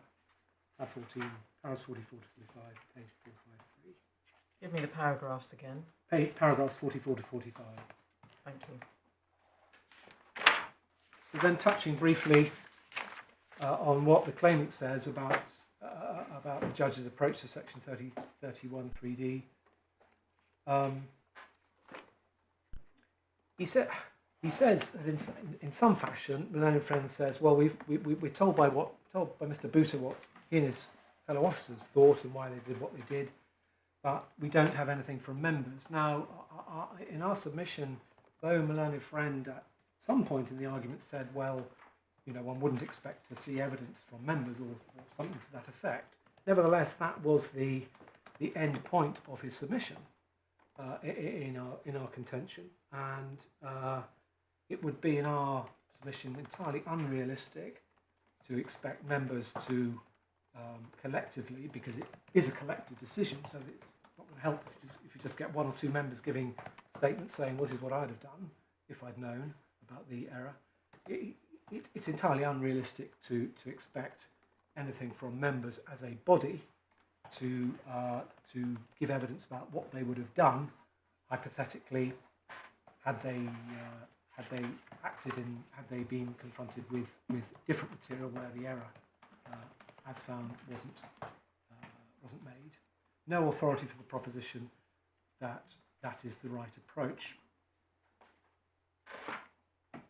The learned friend then says, paragraph 61b of his skeleton, he says that the judge accepted the relevance of avoiding budget overspend, but he says that the judge had no evidence about the budget. Well, that's paragraph 157, I think, of the judgment he's correcting that to.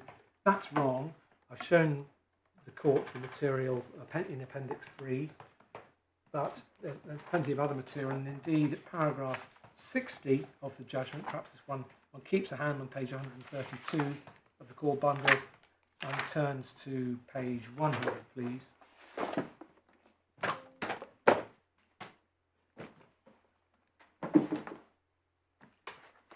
The judge himself refers to a specific passage in the February 25 report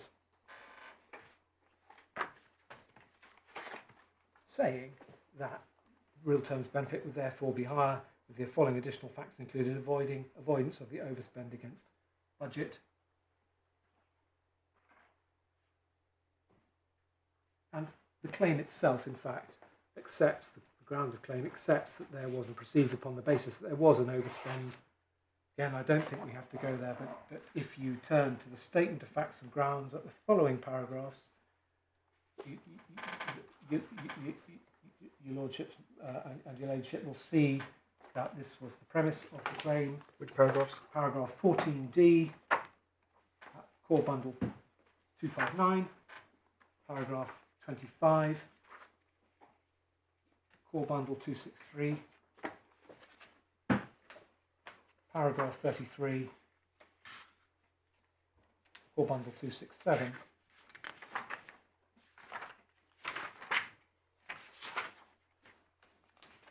and indeed that itself formed part of, perhaps unsurprisingly, that submission was formed part of the recorded, the judge's recorded response to one of Malone and Friends' submissions, paragraph 77 of the judgment, at core bundle 106.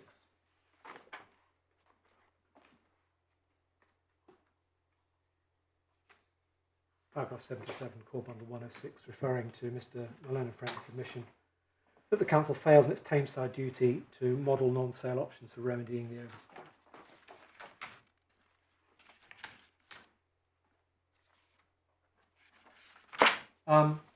The next point Malone and Friend makes on section 31(3)d is that the judge in effect reversed the burden of proof on this issue, since the council didn't provide evidence explaining in terms what members would have decided had they gone through what apprehend a sort of dummy run with external cost figures updated. You've had my submissions on that largely, but he refers in particular to the case of Hippolyte at tab 13, and he's taken you to that case. But that case, in our submission, the contrast between our facts and the case Hippolyte demonstrates the soundness of the judge's reasoning in our case for the following reasons. Our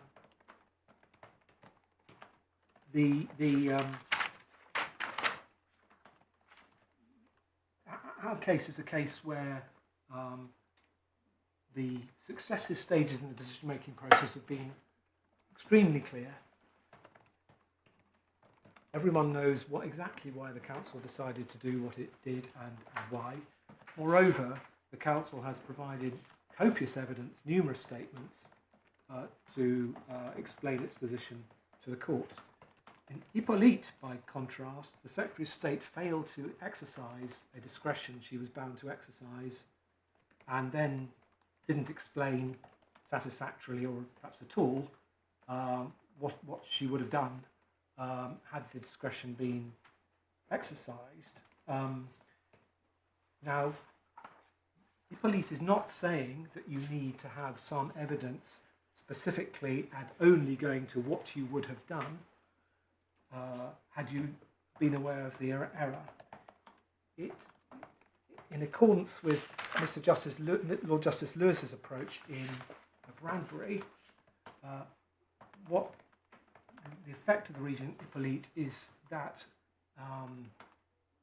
if it's clear what the decision-making process is, the greater the clarity in the decision-making process, the easier it will be for a judge to see what error, what difference the error claimed would have made to that decision-making process. The problem in Hippolyte for the defendant was that there was complete darkness, there was an absence of information about that decision-making process. Our case is really absolutely the opposite end of the scale in my respectful submission. If I could take you to paragraph 74 of the Hippolyte judgment, which is at page, it's about page 435, sorry, of the authorities bundle. In fact, it's paragraph, it's page 438. 74, yeah. Paragraph 74, 438, please, yes, of the bundle of authorities.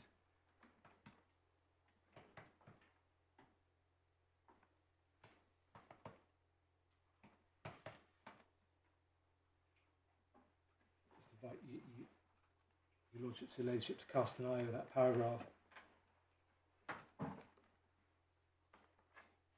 It's precisely in the context of the Section 31 issue that the Court of Appeal here is saying there should be a full, accurate and clear explanation of the decision-making process used by the public authority, and that is exactly what's happened here.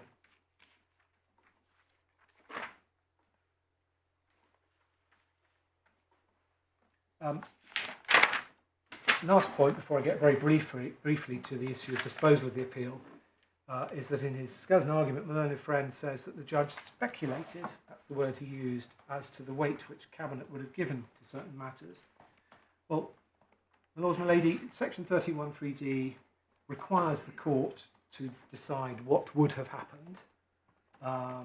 If my learned friend wants to call that speculation, then so be it, but there's perhaps a pejorative aspect to the normal use of that word in legal debate. In judicial decision-making, anyway, and that doesn't apply here. A better word would be, I think, hypothesization. That is something which Section 31 requires a judge to do, necessarily. So, when my learned friend says the judge speculated, in effect, my learned friend is saying the judge did exactly what he had to do under Section 31. Just for completeness, my learned friend's skeleton refers to the exception to the highly likely test where there's exceptional public interest. I think that was just an error in typing, and there's no point based on exceptional public interest here. But also, maybe lastly, on disposal of the appeal, Lord Justice Lewison, of course, ordered that, or proposed at least, that if the Court of Appeal allowed the appeal, it should also then determine whether to give permission to apply for judicial review, and if it gives permission, determine the substantive application for judicial review. And the parties have agreed that they request this court to do so. If the court were to dismiss the appeal, then obviously that would be the end of the matter, and the orders preventing sale of the homes must be discharged, the injunction to that effect. Lords, lady, if the court were to allow the appeal on ground 1, on the basis that the judge misdirected himself in deciding that the council didn't have to consider an unformulated proposal, then the issue remains, as it were, remitted to yourselves as the court exercising the jurisdiction of the administrative court on the permission application. The issue still remains of whether it would be highly likely that the outcome would not have been substantially different for the claimant. In other words, if there's been a misdirection on the unfounded, unformulated proposal aspect, we're back to the same situation. There's no material before the court both parties have put all the material they want to before this court, because I apprehend it. There's no material suggesting that there's any realistic alternative way forward that the council would have been likely at all to adopt. So in those circumstances, section 31(3)(d) would apply to prevent permission, or if you gave permission, it would apply at the subsequent stage, substantive application for judicial review stage under section 31(2)(a).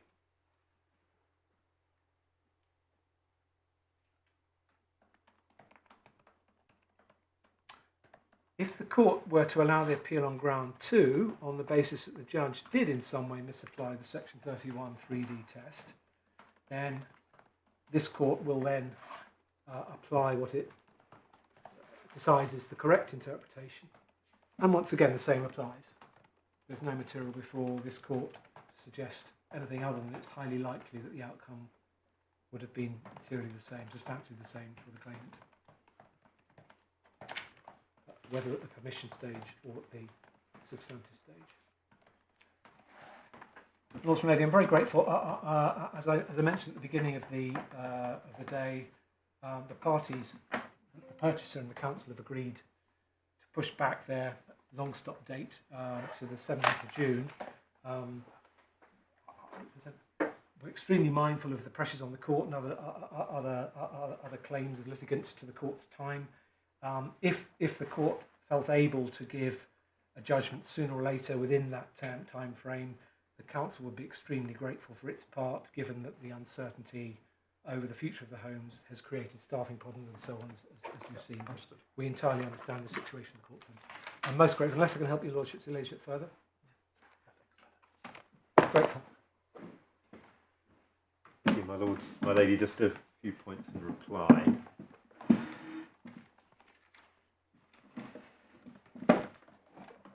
Starting with the pleading point that Mr. Oldham took in relation to the grounds of appeal in this appeal. In my submission, there is no requirement that grounds of appeal themselves refer to every specific paragraph with which an appellant takes issue. Whereas here, there's inevitable overlap between a judge's findings on one point and another. It is clearly implicit that insofar as the same finding is essentially made in two places, that it's challenged in both. And so in my submission, it is a bad point to say, oh, well, I didn't expressly challenge, for example, the Tameside finding, when clearly the logic of that particular narrow aspect of the Tameside finding was the same as in respect to the rationality challenge. Second point concerns citation of case law, and in particular TTT and Centro. TTT was an Article 9 proportionality challenge. It was not a rationality case. And it concerned a predictive judgment of a head teacher about the impact of a prayer ban or students being allowed to pray. In my submission, it just has no relevance or application to a separate legal test in a very different context. Centro concerns matters involving expertise, specialist or technical expertise. But in that regard, it is important. Clearly, the local authority has some specialist expertise, but what are the particular things being criticised here, and to what extent was any specialist judgment brought to bear on those matters? So in relation to my first ground, the local authority has not ever gone about trying to work out or quantify the savings that they did expressly say could be made in that December report. So they've not used their expertise to calculate what the figures might be. And then they've not used their expertise to make a judgment about is that material so it should go to the Cabinet. Similarly, in relation to the second matter of this, what I've described as an erroneous figure, that this wasn't about judgment or calculation. It wasn't about saying, well, how do we work out what the average rate is going to be, knowing what we do about the care market. This was simply them failing to update a figure in a report to the Cabinet. Nothing specialist or technical about that.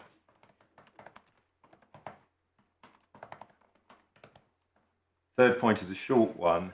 Mr. Oldham said that there was no evidence that the concerns about sale of the homes had any foundation. Well, the local authority's own risk assessment that I took you to right at the beginning of my submissions clearly identified a high risk. There may be questions about mitigation that the local authority suggested, but the risk was there and identified. When dealing with Mansell, it was suggested that the case had never been put on the basis that the February report was misleading. So I just want to take you to the High Court skeleton argument, because whilst Mansell wasn't cited, it's the core bundle, page 164.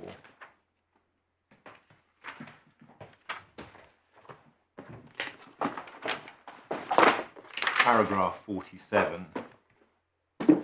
We even have the word plainly underlined there. Plainly wrong and misleading, to use the same figure in the February 2025 report in direct comparison to the 2025-6 budget. So it was said to be misleading. I apologise not to have brought the court's attention to that word. I'm sorry. It is right, of course, to say that it was said to be misleading, and so misleading as to be irrational, rather than arguing it through different prism of the planning cases. But the substance of it being misleading was squarely put. The next point is this question about was the figure misleading in circumstances where the Cabinet members knew that it had been used in an earlier report. I think at one point it was suggested they knew how it had been arrived at. I think that's something of a stretch, because I don't think how it was calculated was ever explained to them, but they did know they'd been given a figure at an earlier date. In my submission, the reason why it was misleading is that it had been presented in the earlier report and then presented in direct comparison to the 2025-6 budget in order to get, or in order to calculate a forward-looking saving against the budget for 2025-6. So in that context, an ordinary reader would have assumed that in fact there hadn't been any significant change to the actual cost of provision for the council. And we know that that's wrong. There had been an actual significant change, or would be, going forward into the 2025-6 period. So that's why it's misleading. On a point of detail, the figure the council pays is not just a product of what's happening in the market, what it's being charged in the market. It's a decision it itself makes as to what it will choose to pay. Exactly. Yeah, I mean, presumably there's some market pressure on that. If it chooses to pay too little, then what happens? Quite so. No, what does happen if it chooses to pay? Only it says we'll pay £400. They actually have a duty, I think, under the Care Act to shape the market. Right. And clearly they are one of the. Well, they're a market maker in that sense, aren't they? Yes. Because the volume of the spaces that they're going to be negotiating for will, to some extent, influence the market price. Yes. Because it's a large element or a largish element of the market itself. And so taking the hypothetical, when they didn't allow any increases at all, they could get to a point where they weren't able to discharge their statutory duties to meet assessed needs of people with a need for care and support. And that there have been judicial reviews even of local authority calculation of care home fees. But what they choose to pay must also, in fact, be a reflection of what the costs in the market are. I mean, if a care home can't do this without charging more, then the reality is the council will pay more. Absolutely, and as things like wages go up and what Yeah. have you, they have to reflect So the that. fact that its own budget indicated increases in cost year on year must have been obvious that it also had to pay more in the market. Well, my Lord, it's obvious to us, standing back now and scrutinising the detail of the report. Would it be obvious to a Cabinet member when they are presented with a figure, which is, this is the figure that will be the actual saving for 2025 to 26? And you would really be inviting them to draw the inference that the officers have made a serious error. And I'm not sure I think that would be taking matters too far. So we're left with a position where if the Cabinet are assuming that the officers have done their job properly and thoroughly, then the Cabinet would be assuming that, in fact, for whatever reason, there is not going to be a significant increase in what the Cabinet pays this year.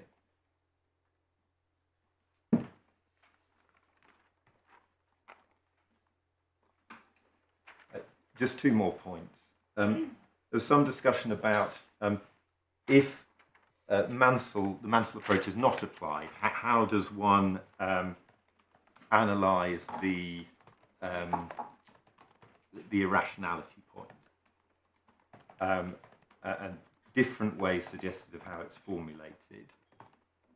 In my submission, what can be imputed to the Cabinet is the rationale for the decision insofar as it is reflected on the face of the report or other documents that have been provided to Cabinet. So you cannot impute Mr. Booter's post facto witness statement rationalisation. But this much of the logic is attributable to the Cabinet, that you are choosing to calculate a figure for what you think you'll save in 2025 to 6 by comparing the 2025 to 6 budget with a figure for the actual cost of private provision that you know is 2 financial years out of date. Or leave aside the you know, because the Cabinet might not, but that in fact is 2 financial years out of date. Now I say drawing on... Oh, sorry, you say you shouldn't include you know. No, the Council does know that, doesn't it? Because it knows that this figure's been there throughout.